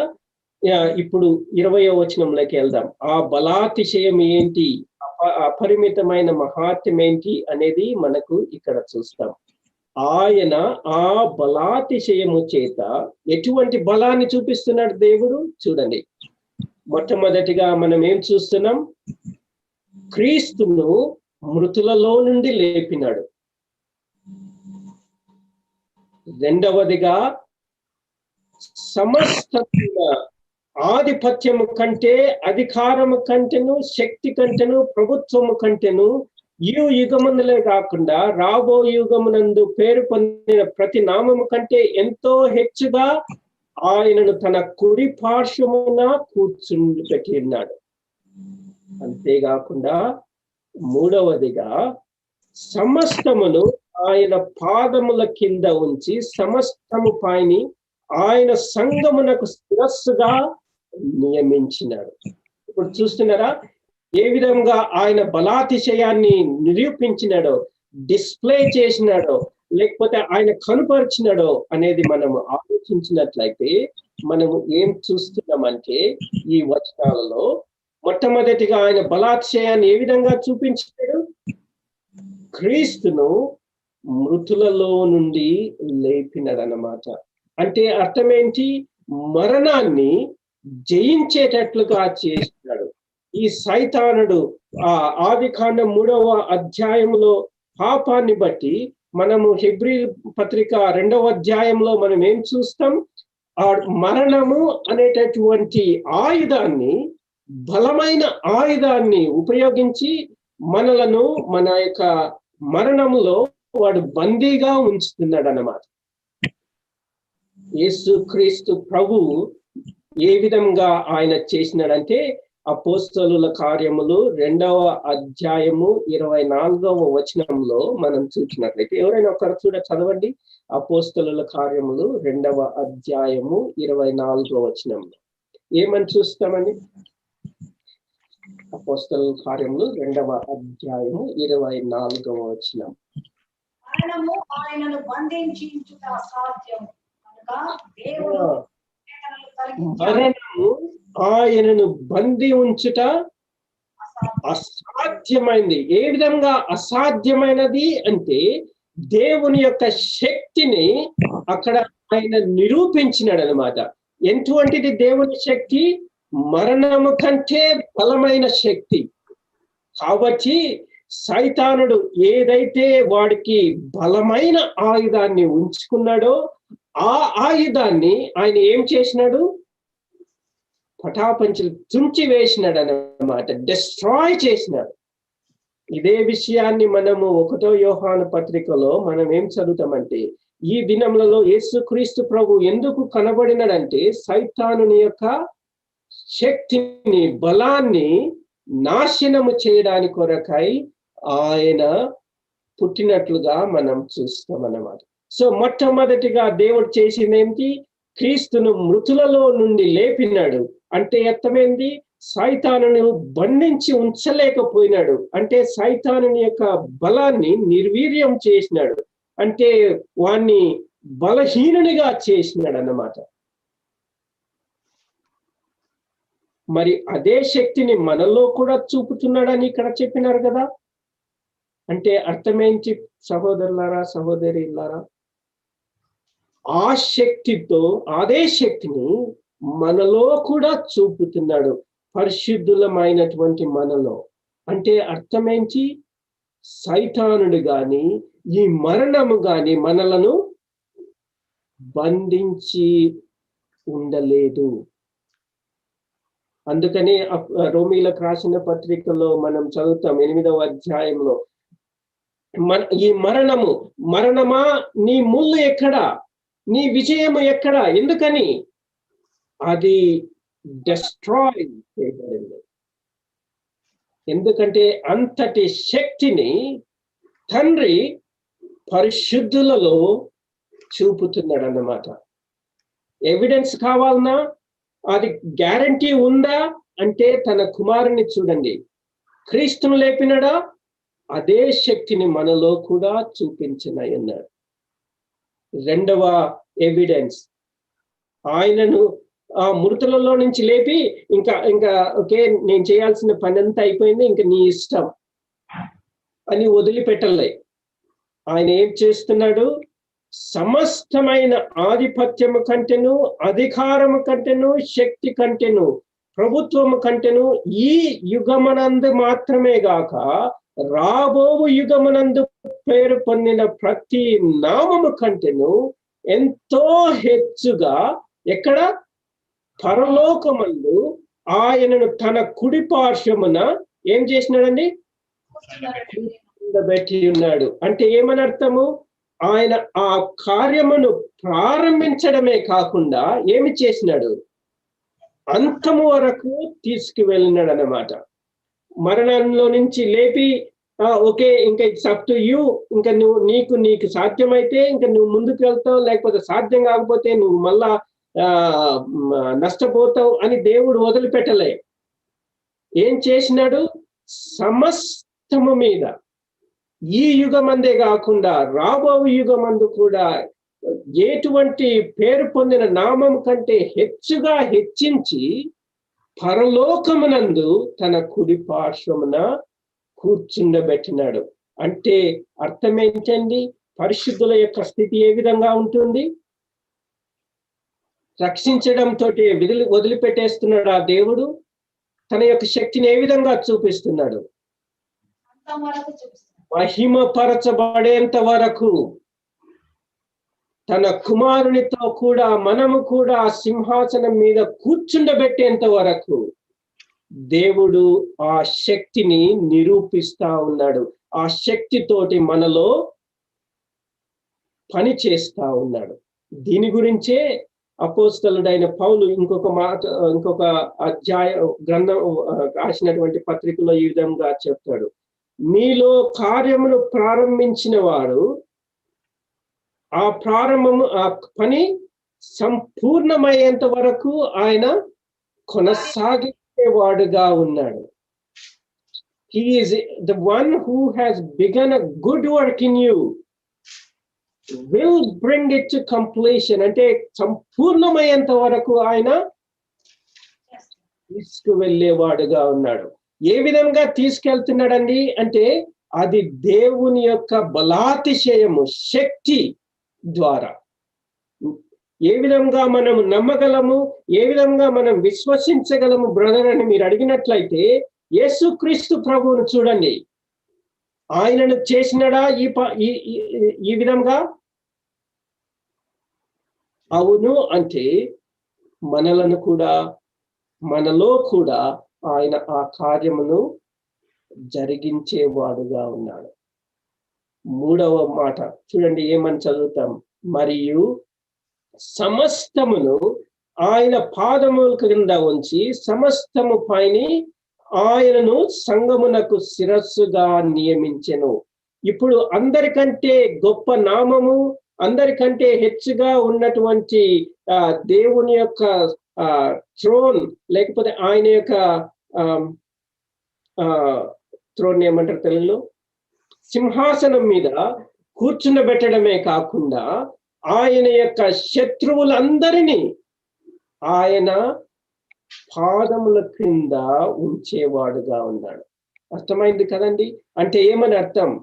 His victory is complete. Complete victory, total victory. అర్థమైంది కదండి? ఆ విజయం అనేది ఇటువంటి విజయానికి దేవుడు యేసుక్రీస్తు ఆయన జరిగించినాడు. అటువంటి విజయాన్నే పరిశుద్ధులలో దేవుడు జరిగించనై ఉన్నాడు. ఏ విధంగా జరిగించనై ఉన్నాడు? తన యొక్క శక్తిని బట్టి, తన యొక్క బలాతిశయాన్ని బట్టి ఆయన జరిగించనై ఉన్నాడు. ఇప్పుడు అర్థమైంది కదా అండి?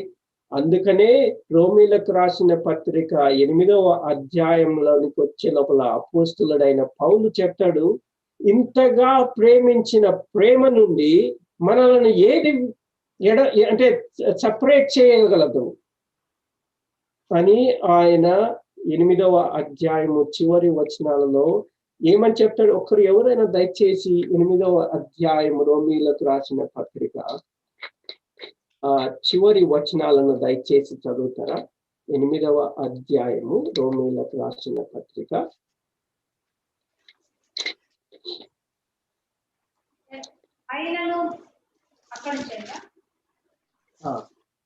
దయచేసి చదవండి. 34 నుంచి చదువుతారా? 33 నుంచి చదవండి, లేకపోతే 31 నుంచి చదవండి. దేవుడు మన పక్షముగా మనకు విరోధి ఎవడు? తన సొంత కుమారుని అనుగ్రహించటకు వెనుక తీయక మనందరి కొరకు ఆయనను అప్పగించిన వాడు ఆయనతో పాటు సమస్తమును మనకెందుకు అనుగ్రహింపడు? దేవుని చేత ఏర్పరచబడిన వారి మీద నేరము మోపు వాడెవడు? నీతిమంతులుగా తీర్చువాడు దేవుడే. శిక్ష విధించువాడెవడు? చనిపోయిన క్రీస్తు యేసే. అంతేకాదు మృతులలో నుండి లేచిన వాడును, దేవుని కుడిపార్శ్వమున ఉన్నవాడును, మన కొరకు విజ్ఞాపనము చేయువాడును ఆయనే. క్రీస్తు ప్రేమ నుండి మనల్ని ఎడబాపు వాడెవడు? శ్రమ అయినను, బాధ అయినను, హింస అయినను, కరమైనను, వస్త్రహీనత అయినను, ఉపద్రవమైనను, ఖడ్గమైనను మనలను ఎడబాపునా? ఇందులో కూర్చు వ్రాయబడినది ఏమనగా, ఇందు బట్టి దినమెల్లా మేము వధింపబడిన వారము, వధకు సిద్ధమైన గొర్రెలమని మేము ఎంచబడిన వారం అయినను మనల్ని ప్రేమించిన వాని ద్వారా మనము వీటన్నిటిలో అత్యధిక విజయం పొందుచున్నాము. మరణమైనను, జీవమైనను, దేవదూతలైనను, ప్రధానులైనను, ఉన్నవి అయినను, రాబోవినవి అయినను, అధికారులైనను, ఎత్తైనను, లోతైనను, సృష్టింపబడిన మరి ఏదైనను మన ప్రభు అయిన క్రీస్తు యేసునందలి దేవుని ప్రేమ నుండి మనల్ని ఎడబాప నేరవని రూఢిగా నమ్ముచున్నాము. ఇప్పుడు గమనించిన రాని చదివే వచనంలో నుంచి మనం ఇక్కడ చదివిన మాటల గురించి దేవుని యొక్క ప్రేమ నుంచి మనలను ఏవి కూడా ఎడబాపనేరదు. ఈ పరిశుద్ధులను దేవుడు ఏర్పరచుకున్నాడు. దేని వలన ఏర్పరచుకున్నాడు? తన ప్రేమ చేత ఏర్పరచుకున్నాడు. అటువంటి ప్రేమను మన ఎడల చూపుతున్న దేవుని ప్రేమ నుంచి మనలను ఏది కూడా ఎడబాపలేదు. ఎందుకంటే ఆయన క్రీస్తునందు వినియోగించిన ఆ శక్తిని, ఆ బలాతిశయంను మనలో కూడా ఆయన చూపుచున్నాడు అన్నమాట. ఆ యొక్క మహాత్యము ఎంత గొప్పది అంటే, క్రీస్తులో మన మృతులలో నుండి లేపినట్లుగా పరిశుద్ధులను కూడా మృతులలో నుండి లేపి అక్షయమగు శరీరాన్ని మనకు అందజేసిన వాడే కాకుండా ఎంతగా హెచ్చించనై ఉన్నాడంటే, తన కుమారునితో పాటు మనము కూడా ఆయన సింహాసనం మీద కూర్చుండబెట్టనై ఉన్నాడు. అంతేకాకుండా తన పాదముల కింద సమస్తాన్ని ఏ విధంగా నాశనము చేయనై ఉన్నాడో, పరిశుద్ధుల పాదముల కింద శత్రువును శీఘ్రముగా నశింపచేయనై ఉన్నాడన్నమాట. ఇప్పుడు అర్థమవుతుందా? ఇంతటి గొప్ప స్థితికి పరిశుద్ధులను ఆయన తీసుకొని రానై ఉన్నాడు. ఎందుకని? ఆ పరిశుద్ధులలో ఏముంది? దేవుని యొక్క స్వాస్థ్యం ఉంది, ఇన్హెరిటెన్స్ ఉంది.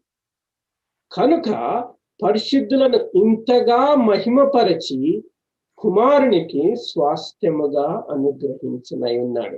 ఈ పరిశుద్ధులు ఎవరు అండి అంటే, మనం ఇక్కడ చూస్తాం, సమస్తము పైని ఆయనను సంఘమునకు శిరస్సుగా నిర్ణయించినాడు. ఈ పరిశుద్ధులందరినీ మనము ఒక గుంపుగా చూడాలంటే ఆ గుంపు ఏంటి అంటే అది సంఘము. ఈ సంఘానికి శిరస్సు ఎవరుగా ఉన్నారు? యేసుక్రీస్తు ప్రభు ఉన్నాడు. దాని వలన మనకి ఏం తెలుస్తుంది? శిరస్సుకు ఏదైతే జరిగిందో తన శరీరానికి కూడా అదే జరగనై ఉంది. ఒక గ్యారంటీ, ఒక అంటే కన్ఫర్మేషన్ ని మనము కలిగి ఉన్నామన్నమాట. ఈ సంఘము ఎవరు అంటే ఆయన శరీరము. అంటే అర్థం ఏంటండి? కెన్ యూ సపరేట్ శరీరంని ఫ్రమ్ హెడ్? అంటే ఆ శరీరాన్ని శిరస్సు నుంచి సపరేట్ చేయగలమా? ఒకటే ఒక మార్గంలో సపరేట్ చేయగలచ్చు. ఏంటిది? అది చంపిస్తే కానీ, ఆ యొక్క శిరస్సుని చంపేస్తే కానీ అది జరుగుతుంది.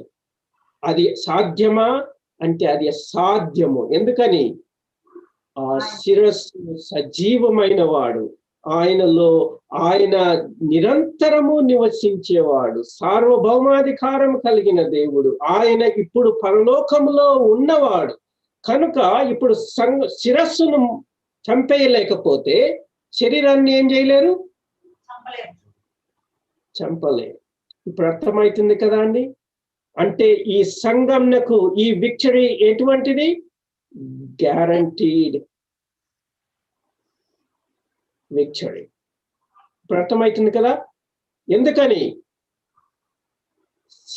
శిరస్సు విక్టోరియస్ గా ఉన్నాడు కాబట్టి శరీరము విక్టోరియస్ గా ఉండనయింది. ఆ సంఘము ఏమంటే సమస్తమును పూర్తిగా నింపుచున్న వాని యొక్క ఫుల్నెస్. ఇప్పుడు అర్థం చేసుకుంటున్నారు కదా?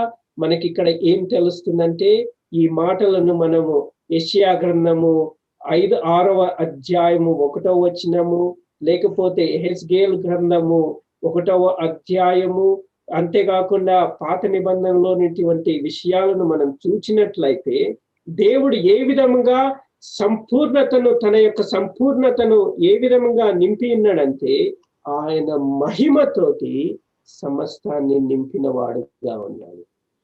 అదేవిధంగా పాత నిబంధన కాలంలో వారు గుడారాన్ని నిర్మించినప్పుడు కానీ, దేవాలయాన్ని నింపించినప్పుడు కానీ, దేవుడు ఏ విధంగా ఆ స్థలాలను నింపినాడు, తన మహిమతోటి నింపినాడు కదా. ఆ మహిమ ఇప్పుడు ఎక్కడ ఉంది? సంఘము యందు ఉంది. ఆ సంఘము దేవుని యొక్క మహిమను యొక్క సంపూర్ణతను కలిగి ఉందని ఇప్పుడు అర్థం చేసుకున్నారు కదా అండి. పరిశుద్ధుల యొక్క లేకపోతే స్థానము, స్థితి ఎటువంటిది, వారిలో దేవుడు జరిగించే కార్యము యొక్క గొప్పతనం ఏంటి, వారి పట్ల కలిగినటువంటి ప్రణాళిక ఏంటి అనేది మనము ఇక్కడ చూస్తున్నాం అన్నమాట. ఈ విషయాలను గ్రహించేటట్లుగా చేయమని అపోస్తలుడైన పౌలు ఎఫెసులో ఉన్న పరిశుద్ధుల పట్ల మానక విజ్ఞాపన చేస్తూ వస్తున్నారు. మనము కూడా అదే పనిని చేయాలి. అంటే మన పట్ల కూడా అదే ఒక ప్రార్థన అపోస్తలుడైన పౌలు కలిగి ఉన్నారు. మనము కూడా ఇటువంటి నిరీక్షణను, ఇటువంటి దేవుని యొక్క మహోన్నతమైన శక్తిని, అంతేకాకుండా ఇటువంటి దేవుని యొక్క స్వాస్థ్యాన్ని మనము గ్రహించాలనేది పరిశుద్ధాత్మ దేవుడు అపోస్తలుడైన పౌలు ద్వారా మనకు రాసి ఇచ్చినటువంటి ప్రార్థన.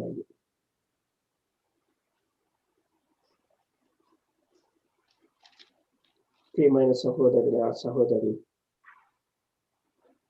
ఇది గనక మనము గ్రహించినట్లయితే మన జీవితంలో ఏ విధముగా జీవించాలి అనేది బాగా అర్థమవుతుంది. మీరు ఒకవేళ అడగచ్చు, బ్రదర్ మరి ఎట్లా జీవించాలండి, ఏం చేయాలి ఇప్పుడు అని. దయచేసి 4వ అధ్యాయం వరకు ఆగండి, ఎందుకంటే ఇంకా ఎక్కువ చెప్పాల్సిన అవసరం ఉంది. ఇప్పుడే జంప్ చేసినట్లయితే ఏం చేయాలి అనేది మనకి ఇంకా దేవుని యొక్క ప్రణాళిక ఇంకా అర్థం చేసుకోకుండా అయినట్లయితే. కానీ ఇప్పుడు కొంచెం కొంచెమైనా అర్థమవుతుంది కదా దేవుడు మన పట్ల కలిగినటువంటి దేవుని యొక్క ఉద్దేశ్యము, దేవుని యొక్క ప్రణాళిక. ఇది పరిశుద్ధుల పట్ల దేవుడు కలిగినటువంటి ప్రణాళిక, సంఘము పట్ల దేవుడు కలిగినటువంటి ప్రణాళిక. మనం ఒక ప్రశ్న అడగవచ్చు, ఈ పరిశుద్ధులు ఎవరండి? ఏ స్థితి నుంచి వారు ఈ స్థితిలోనికి రాబడినారు? అసలుకు వాళ్ళు ఎటువంటి వారు ఎటువంటి వారు అనేది మనము అడగవచ్చు. దానికి జవాబుగా వచ్చే వారము దేవుని చిత్తం అయితే 2వ అధ్యాయంలో నుంచి కొన్ని వచనాల ద్వారా, మరలా 2వ అధ్యాయంలో కూడా అపోస్తలుడైన పౌలు 1 నుంచి 7 వచనాల వరకు ఒక మాట, 1 సెంటెన్స్ లో ఎక్స్ప్లెయిన్ చేయమన్నారు.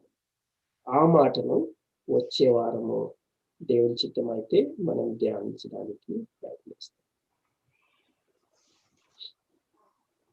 ఓకే సోదరులారా, ఇంకా ఇప్పుడు ఉన్న వాక్యంలో మనము ఏలియాను కొన్ని ప్రశ్నలు వేయవచ్చు, సందేహాలు తీర్చుకోవచ్చు. ఎవరైనా సరే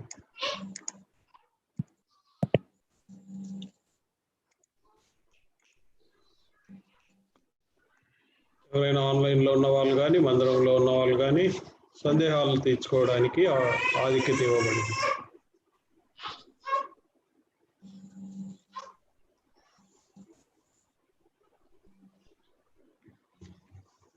ఏలియా ఒక క్వశ్చన్, అంటే అది maybe probably it's out of context.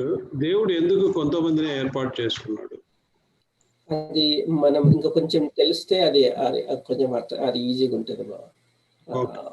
Will get to that. మనం 2-3 అధ్యాయాలు ధ్యానించడానికి మనకి కొంచెం అర్థమవుతుంది బాగా. ఎందుకంటే ఆ బ్యాక్గ్రౌండ్ ఉంటే ఆ ప్రశ్నకు జవాబు కూడా అర్థం చేసుకోవడానికి అవకాశం ఉంటుంది. ఆ బ్యాక్గ్రౌండ్ లేకపోతే మిస్అండర్స్టాండ్ చేసుకునే అవకాశం. Correct.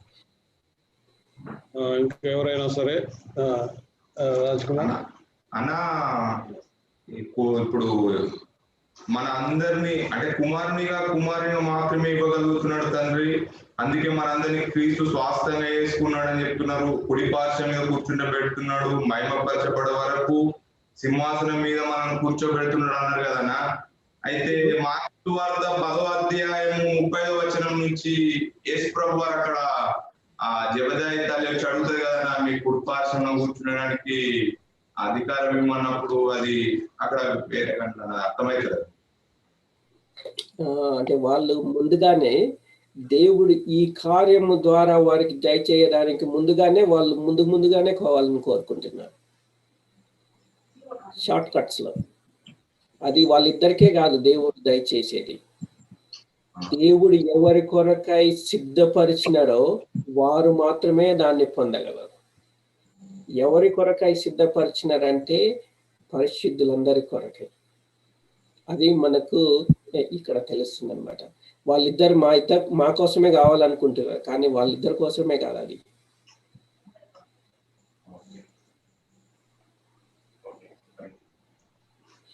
Yes, Sudhakar, any doubts? Brother Karnakar, brother, praise the Lord. Praise the Lord, brother. Please proceed, brother. Earlier, brother, this is out of context only, but actually morning onwards I am struggling. This is regarding the John 14 verse 3. నేను వెళ్ళి మీకు స్థలమును సిద్ధపరిచిన ఎడల నేనుండు స్థలంలో మీరును ఉండులాగున మరలా వచ్చి నా యొద్ద ఉండుటకు మిమ్మల్ని తీసుకుని పోదును.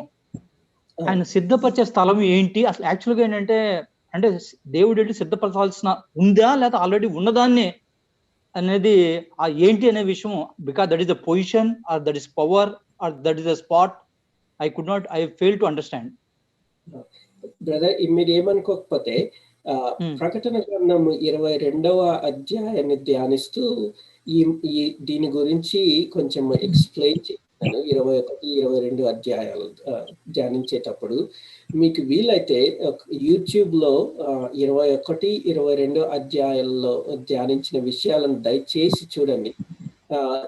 దాంట్లో మనకు తెలుస్తుంది ఏంటంటే దేవుడు సిద్ధపరుస్తున్నాడు అంటే మనము ఏ విధంగా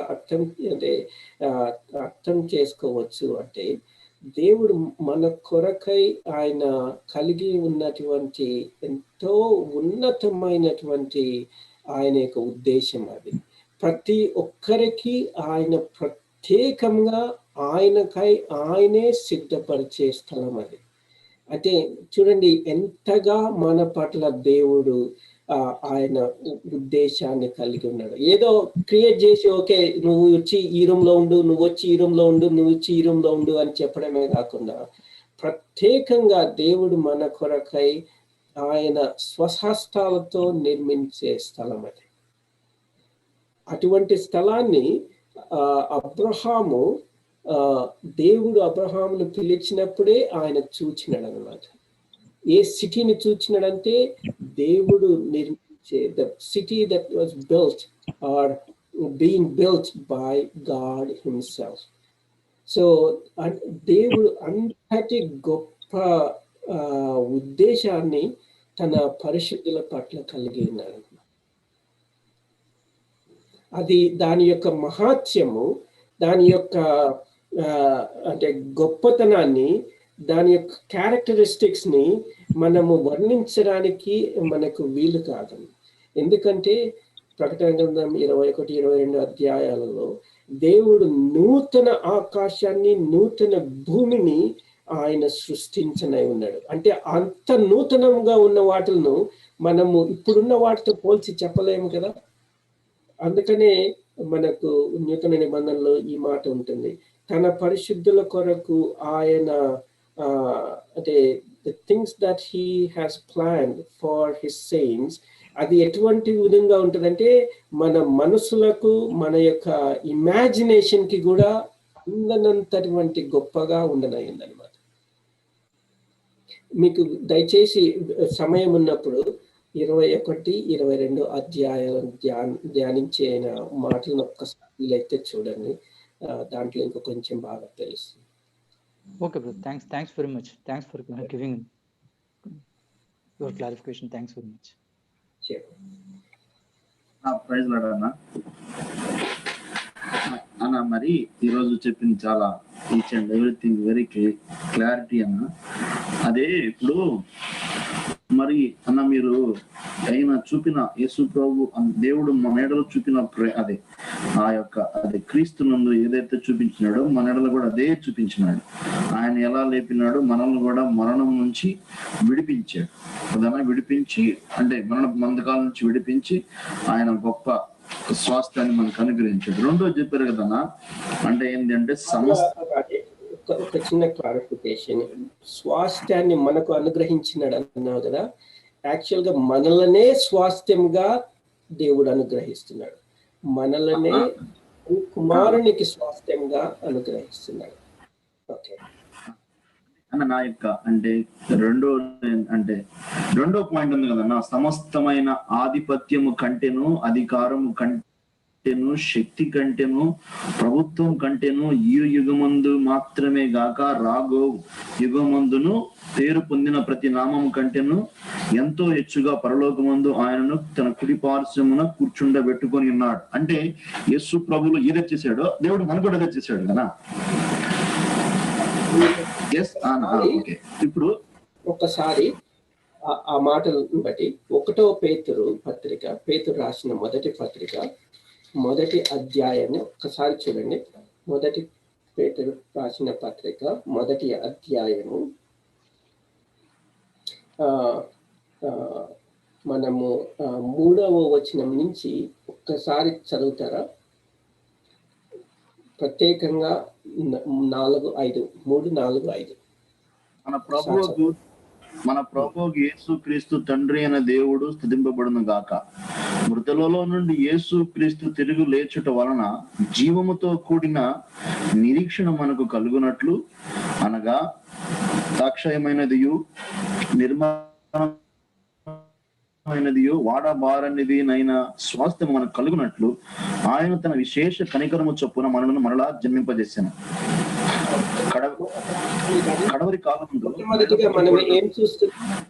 ఆయన మనలను తిరిగి జన్మింప చేసినాడు అంటే ఏమని అర్థము? ఆయన తిరిగి మనలను బ్రతికించినాడు అన్నట్లు కదా. అంటే నూతనమైన జీవాన్ని దేవుడు మనకు అనుగ్రహించినాడు. ఎందుకు దేని కొరకు అనుగ్రహించినాడు? నిర్మలమును అక్షయతను కలిగినటువంటి నిరీక్షణ కదా. 3వ వచనంలో మనం చూసిన విధంగా. అంతేకాకుండా 5వ వచనంలో ఒకసారి చదవండి. ఏం చూస్తాం, ఏం మనం గమనిస్తాం? 5వ వచనం, కడవరి కాలమందు బయలుపరచబడుటకు సిద్ధంగానున్న రక్షణ మీకు కలుగునట్లు విశ్వాసము ద్వారా దేవుని శక్తి చేత కాపాడుబడు మీ కొరకు ఆ స్వాస్థ్యము పరలోకమందు భద్రపరచబడి ఉన్నది. కొంచెము మళ్ళా ఒకసారి ఆ వచనాలను మనం చదువుదాం. 5వ వచనం ఎవరైనా బహ్రెయిన్ లో ఉన్న వారు చదువుతారా? కొంచెము రాజేస్తే కొంచెం డిస్టర్బెన్స్ గా ఉంది. కడవరి కాలం బయలుపరచబడుటకు సిద్ధముగానున్న రక్షణ మీకు కలుగునట్లు విశ్వాసము ద్వారా దేవుని శక్తి. ఇప్పుడు చూడండి, ఒకసారి ఆపండి. ఇక్కడ మనం ఏం చూస్తున్నాం? చివరిలో బయలుపరచబడుటకు సిద్ధముగా ఉన్న రక్షణ కదా. ఓకే, అటువంటి రక్షణ కొరకు దేవుడు ఏం చేస్తా ఉన్నాడు? విశ్వాసులను దేవుని శక్తి చేత కాపాడబడు మీ కొరకు. అంటే ఇప్పుడు దేవుని యొక్క శక్తి ద్వారా మనల్ని ఏం చేస్తా ఉన్నాడు? కాపాడుతున్నాడు. దేని కొరకు కాపాడుతున్నాడు? సిద్ధంగా ఉన్న రక్షణ బయలుపరచడానికి కొరకు కదా. బయలుపరచడానైనా సిద్ధంగా ఉన్న రక్షణ కొరకు. అంటే దేవుడు చేసే కార్యం ఖచ్చితంగా జరుగుతుందా, జరగదా? ఖచ్చితంగా జరుగుతుంది. అంటే దేవుని శక్తి ద్వారా మనలను కాపాడబడుతూ అటువంటి గొప్ప రక్షణ కొరకై సిద్ధపరుస్తున్నాడు కదా. అంతేకాకుండా ఆ స్వాస్థ్యము, ఏ స్వాస్థ్యము?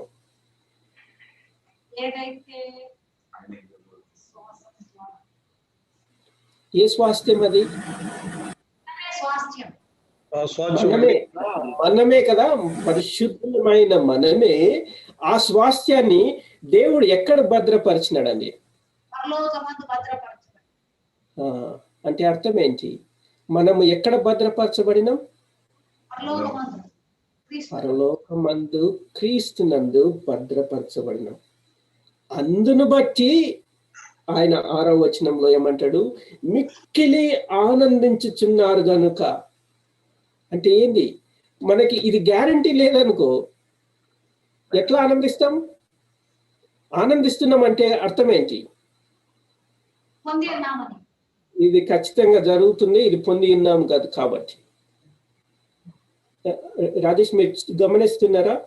ఏ విధంగా అయితే యేసుక్రీస్తు ప్రభువును తండ్రి మృతులలో నుంచి తిరిగి లేపినాడో, మనలను కూడా నూతనమైన జీవంలోనికి తీసుకొని రావడమే కాకుండా ఒక దినాన ఈ అక్షయమైన శరీరం నుంచి అక్షయమైన శరీరానికి రూపాంతరం చెందడం ద్వారా మనం ఏం చేయనై ఉన్నాము? దేవుడు ఇప్పుడు ఎట్లా భద్రపరుస్తున్నాడంటే ఫార్ ఎన్ అవుట్కమ్, ఒక ఖచ్చితంగా జరగనై ఉన్న ఒక రిజల్ట్ కొరకై భద్రపరుస్తున్నాడు. ఆ రిజల్ట్ ఏంటంటే దేవుని యొక్క స్వాస్థ్యముగా ఏర్పరచబడడం. ఆ స్వాస్థ్యముగా ఏర్పరచబడానికి మనల్ని ఎక్కడ భద్రపరుస్తున్నాడు అంటే పరలోకములో భద్రపరుస్తున్నాడు. అంటే ఒక్కసారి ఆలోచించండి, ఆ భద్రపరచబడే పరిశుద్ధుణ్ణి ఆ స్వాస్థ్యం నుంచి సపరేట్ చేయాలంటే ఏం చేయాలండి? దేవుణ్ణి కలవాలి. మొట్టమొదటిగా పరలోకానికి వెళ్ళాలా? రెండవది ఏం చేయాలా? దేవుణ్ణి కలవాలి. దేవుణ్ణి ఓడించాలా? అప్పుడే ఆ పరిశుద్ధిని దేవుని దగ్గర నుంచి విడుదల చేయగలం కదా. అది అసాధ్యమా? అది ఎంతో అసాధ్యమైన పని. అందుకనే రోమీయులకు రాసిన పత్రిక 8వ అధ్యాయంలో మనం చదివిన మాటల్లో అపోస్తలుడైన పౌలు, పేతురు, వీళ్ళంతా ఎందుకు they are confident, they are joyful, rejoicing? ఎందుకంటే ఇది కాకుండా వేరేది జరిగే అవకాశమే లేదు. సో రిజాయిసింగ్, అంటే joyful and then have confidence అనే ఈ మాటలను మనము చదువుతాం అన్నమాట. దయచేసి కంటిన్యూ చేయండి రాజేష్ మీ యొక్క ప్రశ్న. నెక్స్ట్. అదే అర్థమైందన్న. అంటే నా క్వశ్చన్ ఏంటంటే అన్న వినపడుతుందన్నా? అదే నా క్వశ్చన్ ఏంటంటే, ఇప్పుడు దేవుడు అంత గొప్ప ఆ మహిమతో ఆయన మనల్ని భద్రపరుస్తూ ఉన్నాడు కదన్నా. సో భద్రపరుస్తూ ఉన్నప్పుడు మరి భద్రపరుస్తూ ఉన్నప్పుడు మరి ఇలాంటి ఎందుకన్నా కొన్ని సార్లు క్రైస్తవ జీవితంలో ఇంత దేవుడు మనల్ని భద్రపరుస్తున్నప్పుడు ఒకలాంటి అంటే ఆ శక్తిని పొందలేని ఆ యొక్క మనం ఎలా అంటే ఎక్స్పీరియన్స్ నన్ను కొన్ని సందర్భాల్లో అలాంటి గొప్ప దేవుని యొక్క శక్తిని పొందలేక ఏదో ఓడిపోయినట్టుగా, అదే దిగాలుగా కొన్ని సార్లు అంటే క్రైస్తవులు వాళ్ళ ముఖం చూసినప్పుడు లేకపోతే విశ్వాసం చూసినప్పుడు ఎలా అనిపిస్తుంది అంటే, ఇంకా అసలు నిజంగా విశ్వాసం లేనా, ఇంతగా ఫెయిల్ అయిపోతున్నారా అన్న విధంగా ఆ యొక్క దాంట్లోకి ఎందుకని వెళ్ళబోతున్నారన్న? ఎందుకని అసలు దేవుడు, అది మీరు చెప్తున్నప్పుడు అసలు దేవుని యొక్క స్వాస్థ్యం యొక్క గొప్పతనం అంటూ మనమే స్వాస్థ్యమైనప్పుడు ఆ స్వాస్థ్యం ఎంత మంచిగా ఉండాలి కదన్నా. ఎందుకని ఇట్లాగా అంటే కొన్ని సార్లు చూసినప్పుడు అంటే నా వంటికి నేనే చాలా సార్లు ఫీల్ అవుతా ఉంటాను. అంటే బికాస్ ఆఫ్ ద పరిస్థితులను బట్టి ఎందుకని అన్న అది ఎలాగా వీ కెన్ బి ఇంప్రూవ్? ఒక విషయాన్ని బాగా గమనించాలి రాజేష్. ఏంటంటే God is looking at the end కదా, చివరగా మనకు జరిగే విషయం. ఆ స్థితిలోనికి రావడానికి ఇట్స్ అ ప్రాసెస్ అన్నమాట. It's not a one time, అంటే ఒక ఎలక్ట్రిక్ స్విచ్ ఇంట్లో ఆన్ ఆఫ్ చేసినట్లు కాదు. అది ఒక ప్రాసెస్. యేసుక్రీస్తు ప్రభు యొక్క స్వారూప్యత మనలో ఏర్పరచబడము అనేది అది ఒక ప్రాసెస్ అన్నమాట. ఆ ప్రాసెస్లో మనము ఒక్కొక్క పరిశుద్ధిని చూసినట్లయితే ఒక్కొక్క స్టేజ్లో ఉంటారన్నమాట. సో కానీ మనము గమనించాల్సిన విషయం ఏంటంటే ఇటువంటి వారిని మీరు చెప్తున్నారు కదా, వీళ్ళని చూస్తే అసలుకు దేవుని కోసం జీవించకుండా అసలు జీవించడానికి ఇష్టం కూడా లేనట్టున్నారే అన్న స్థితిలో ఉన్న వారిని దేవుడు ఒక దినాన ఎటువంటి స్థితిలోనికి తీసుకురానన్నాడంటే తండ్రి మహిమ ఎదుట నిర్దోషులనుగా పరిశుద్ధులనుగా నిలవబెట్టనన్నాడు. అది ఎటువంటి శక్తి ద్వారా చేస్తున్నాడంటే దేవుని శక్తి ద్వారా జరిగిస్తున్నాడు. దానికి ఇటువంటి వ్యక్తులు అర్హులా అంటే అర్హులు కాదు. మరి ఎట్లా చేయబడుతున్నారు అంటే దేవుని యొక్క కృపను బట్టి. అందుకనే మనము ఎఫెసీయులకు రాసిన పత్రిక 3వ అధ్యాయం 3 నుంచి 14 వచనాల్లో ఏం చూసినాం? ఆయన యొక్క కృప యొక్క మహోన్నతను, the glory of his grace ని చూపించనై ఉన్నాడు అన్నమాట. అందుకనే పరిశుద్ధులను మనం చూచినప్పుడు we need to look at their end state, not just the current state.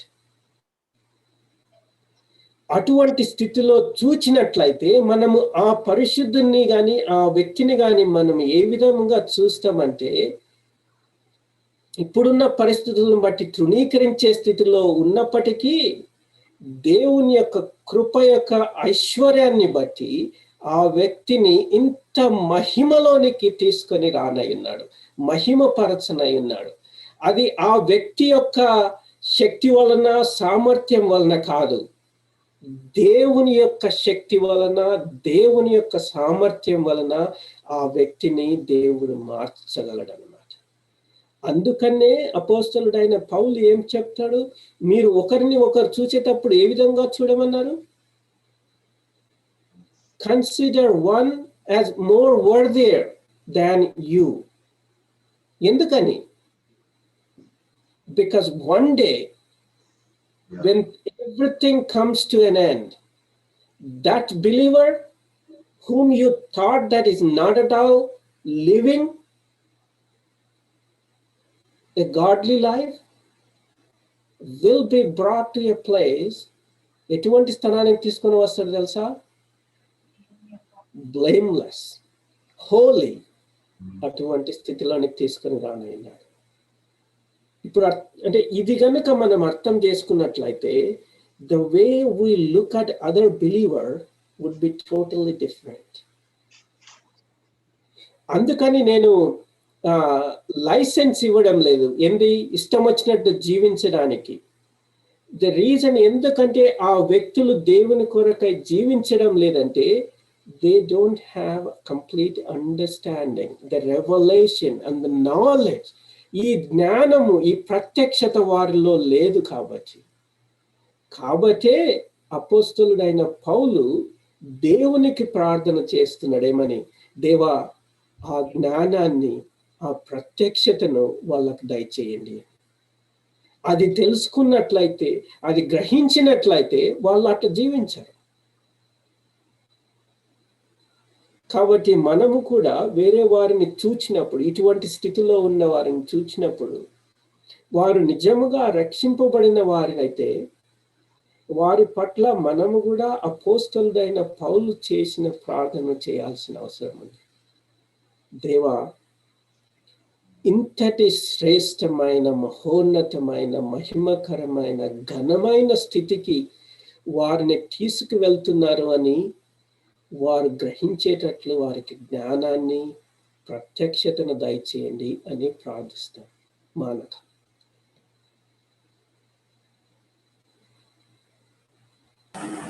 Thanks అన్న. యాక్చువల్లీ ఎందుకు క్వశ్చన్ అడిగంటే కొంతమంది అంటే మా ఊర్లో కొంతమంది రక్షించబడ్డారు అన్న. రక్షించబడి బాగా ఎదిగిన తర్వాత వాళ్ళు మళ్ళా పడిపోయి మళ్ళా పాత జీవితం అంటే భయంకరం, అంటే పాపంలోకి వెళ్ళిపోతా అప్పుడు చూసినప్పుడు నాకు బాధ అనిపించే ఉంది, అయ్యో మరి ఇట్లాగా పరిస్థితుల్లో మరి ఏంది ప్రభువా అని నాకు అసలు ఏం చేయాలి నేను అనేది అర్థంగా ఇంకా ఏం చేయలేదు, ప్రార్థన చేయడం ఇంకా మనం ఏం చేయలేమన్నా అలా. అందుకని ఇంకా ఆ క్వశ్చన్ అడిగి నిజమన్నా జస్ట్ రియల్ ఇది ఇప్పుడు నాకు చాలా ఐ ఓపెనింగ్ అనేది. ఇప్పుడు we should not look about their present situation, but we have to look about their end, how God is going to make them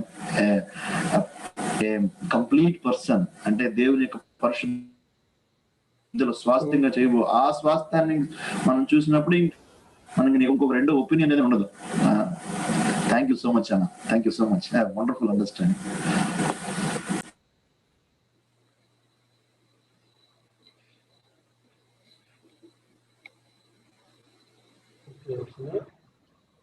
ఇంకెవరైనా ఉన్నారా? సుధాకర్ ఏదో అడుగుతా ఉండే. Brother ఈనక్ Moses from USA, any doubt? You can ask Elia.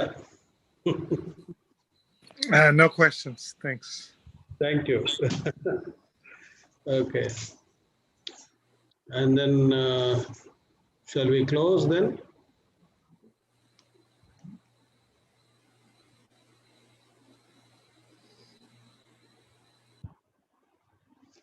Okay, ప్రార్థన చేసుకుందాం. అయితే చివరి ప్రార్థన. మమ్మల్ని మిక్కిలిగా ప్రేమించిన మా ప్రియ పరలోకపు తండ్రి, మరి ఇంతవరకు నీ దాసు ద్వారా అనేకమైన సంగతులు మేము తెలుసుకోగలుగుతామి ప్రభువా. ఎఫెసీయులకు రాసిన పత్రిక మరి 1వ అధ్యాయంలోని అనేకమైనటువంటి మర్మములు మీరు రాసి పెట్టారు, మీకు ఎంతో వందనాలు. పౌలు గారికి ఉన్నటువంటి భారము మాకు కూడా దయచేయండి. ఆ ఎఫెసీ సంఘంలో ఉన్న పరిశుద్ధులందరూ కూడా తండ్రి మీ యొక్క నిరీక్షణ వలననైన పిలుపు ఎట్టుదో గ్రహించాలని, తర్వాత పరిశుద్ధులలో ఉన్న స్వాచ్ఛం యొక్క మహిమైశ్వర్యం ఎలాంటిదో తెలుసుకోవాలని తండ్రి, నీ యొక్క శక్తి అపరిమితమైనటువంటి శక్తి ఎలాంటిదో ఆ శక్తి యేసుక్రీస్తు ప్రభు ద్వారా చూపించారు కదా, అది మేము చూడాలని, అక్కడున్న విశ్వాసాలు చూడాలని ఆయన చేసినటువంటి ఆ ప్రార్థనలకై తండ్రి అలాంటి జ్ఞానమును అలాంటి ప్రత్యక్షతను మాకు కూడా మీరు దయచేయమని ప్రార్థిస్తూ ఉంటున్నాం. దయగల మా తండ్రి, మీరు మా ఎడల కలిగి ఉన్నటువంటి ప్లాను ఎంత గొప్పది ప్రభువా, అది మేము ఊహించలేము తండ్రి.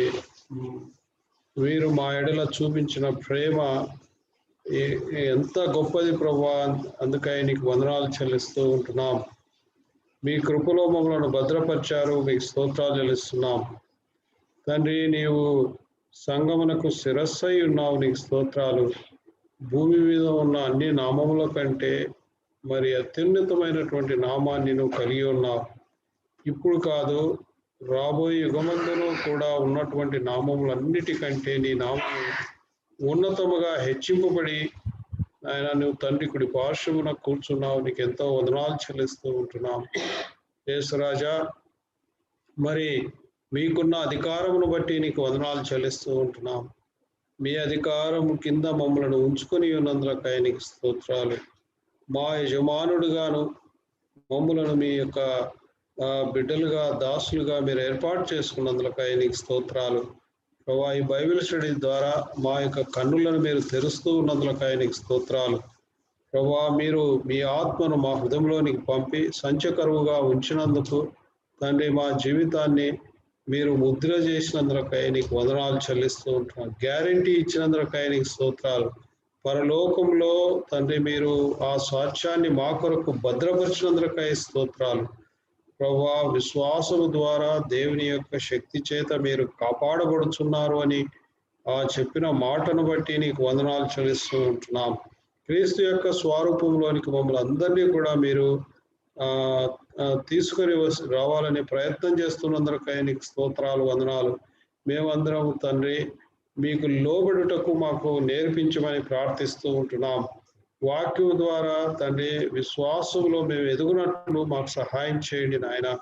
ప్రభువా, అనుదినము కూడా ఈ బైబిల్ స్టడీ దినము మాత్రమే కాకుండా మిగతా దినాల్లో వ్యక్తిగతంగా మేము నీ వాక్యాన్ని చదువుకొని మీకు మరి సమర్పిస్తులుగా మేము కాగలుగుటకు నీ ఆత్మలో మేము అంతకంతకు అభివృద్ధి విశ్వాసములు పొందుటకు మాకు సహాయం చేయమని ప్రార్థన చేస్తూ ఉంటున్నాం.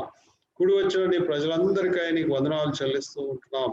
బహ్రీన్ నుంచి, ఇండియా నుంచి, మా తండ్రి USA నుంచి నీ ప్రజలు ప్రభా ఈ దినం జాయిన్ కాగలిగినందులకై నీకు స్తోత్రాలు తండ్రి. దయగల మా ప్రభా మరొకసారి నన్ను మమ్మల్ని నీ కృపగల హస్తాలకు అప్పగించుకొనొచ్చు. మమ్మల్ని అందరినీ కూడా మీ రక్త ప్రోక్షితికి మీరు తీసుకొని వచ్చి శుద్ధిగా చేస్తూ ఉన్నందులకై నీకు స్తోత్రములు చెల్లిస్తూ ప్రభా మరొకసారి మరొక బైబిల్ స్టడీ వచ్చేంత వరకు కూడా మమ్మల్ని మీరు కాపాడమని సిద్ధపరచమని కృతజ్ఞతాస్తుతులు చెల్లిస్తూ యేసు ప్రభు నామములో ప్రార్థించి వేడుకొంచున్నాము తండ్రి. తండ్రి అయిన దేవుని యొక్క ప్రేమ, యేసు ప్రభు యొక్క కృప, పరిశుద్ధాత్మని యొక్క అన్యోన్య సహవాసం సదాకాలం మనకు దేవుని ప్రజలకు అందరికీ కూడా తోడుగా ఉండును గాక. ఆమేన్. ప్రైజ్ లార్డ్ అందరికీ. Praise Lord. So I was in నేను 12 o'clock అంటే మా టైం 12 o'clock అని చెప్పేసి 5 minutes లేట్ అయింది, 5 minutes మిస్ అయిపోయింది అని జాయిన్ అయ్యాను నేను. So we are well prepared join అవ్వడానికి బిగినింగ్ నుంచి. ఈ time 1 hour daily saving effect మీకు కూడా పడింది నాకు ఈరోజు తెలిసింది. ఎందుకంటే ఆల్మోస్ట్ ఎండింగ్ లో వచ్చామే అనేది అర్థమైపోయింది చూసేటప్పుడు. So it is purely my mistake actually. So it is YouTube లో ఉంటుంది 1 hour ముందు కదా. So 11 o'clock 11 o'clock కదనా? మనకి 11 o'clock మిస్ చేశాను ఈరోజు. లాస్ట్ 2 weeks జాయిన్ అవ్వలేదు కదా, అందువల్ల ఆ ఎఫెక్ట్ అనమాట.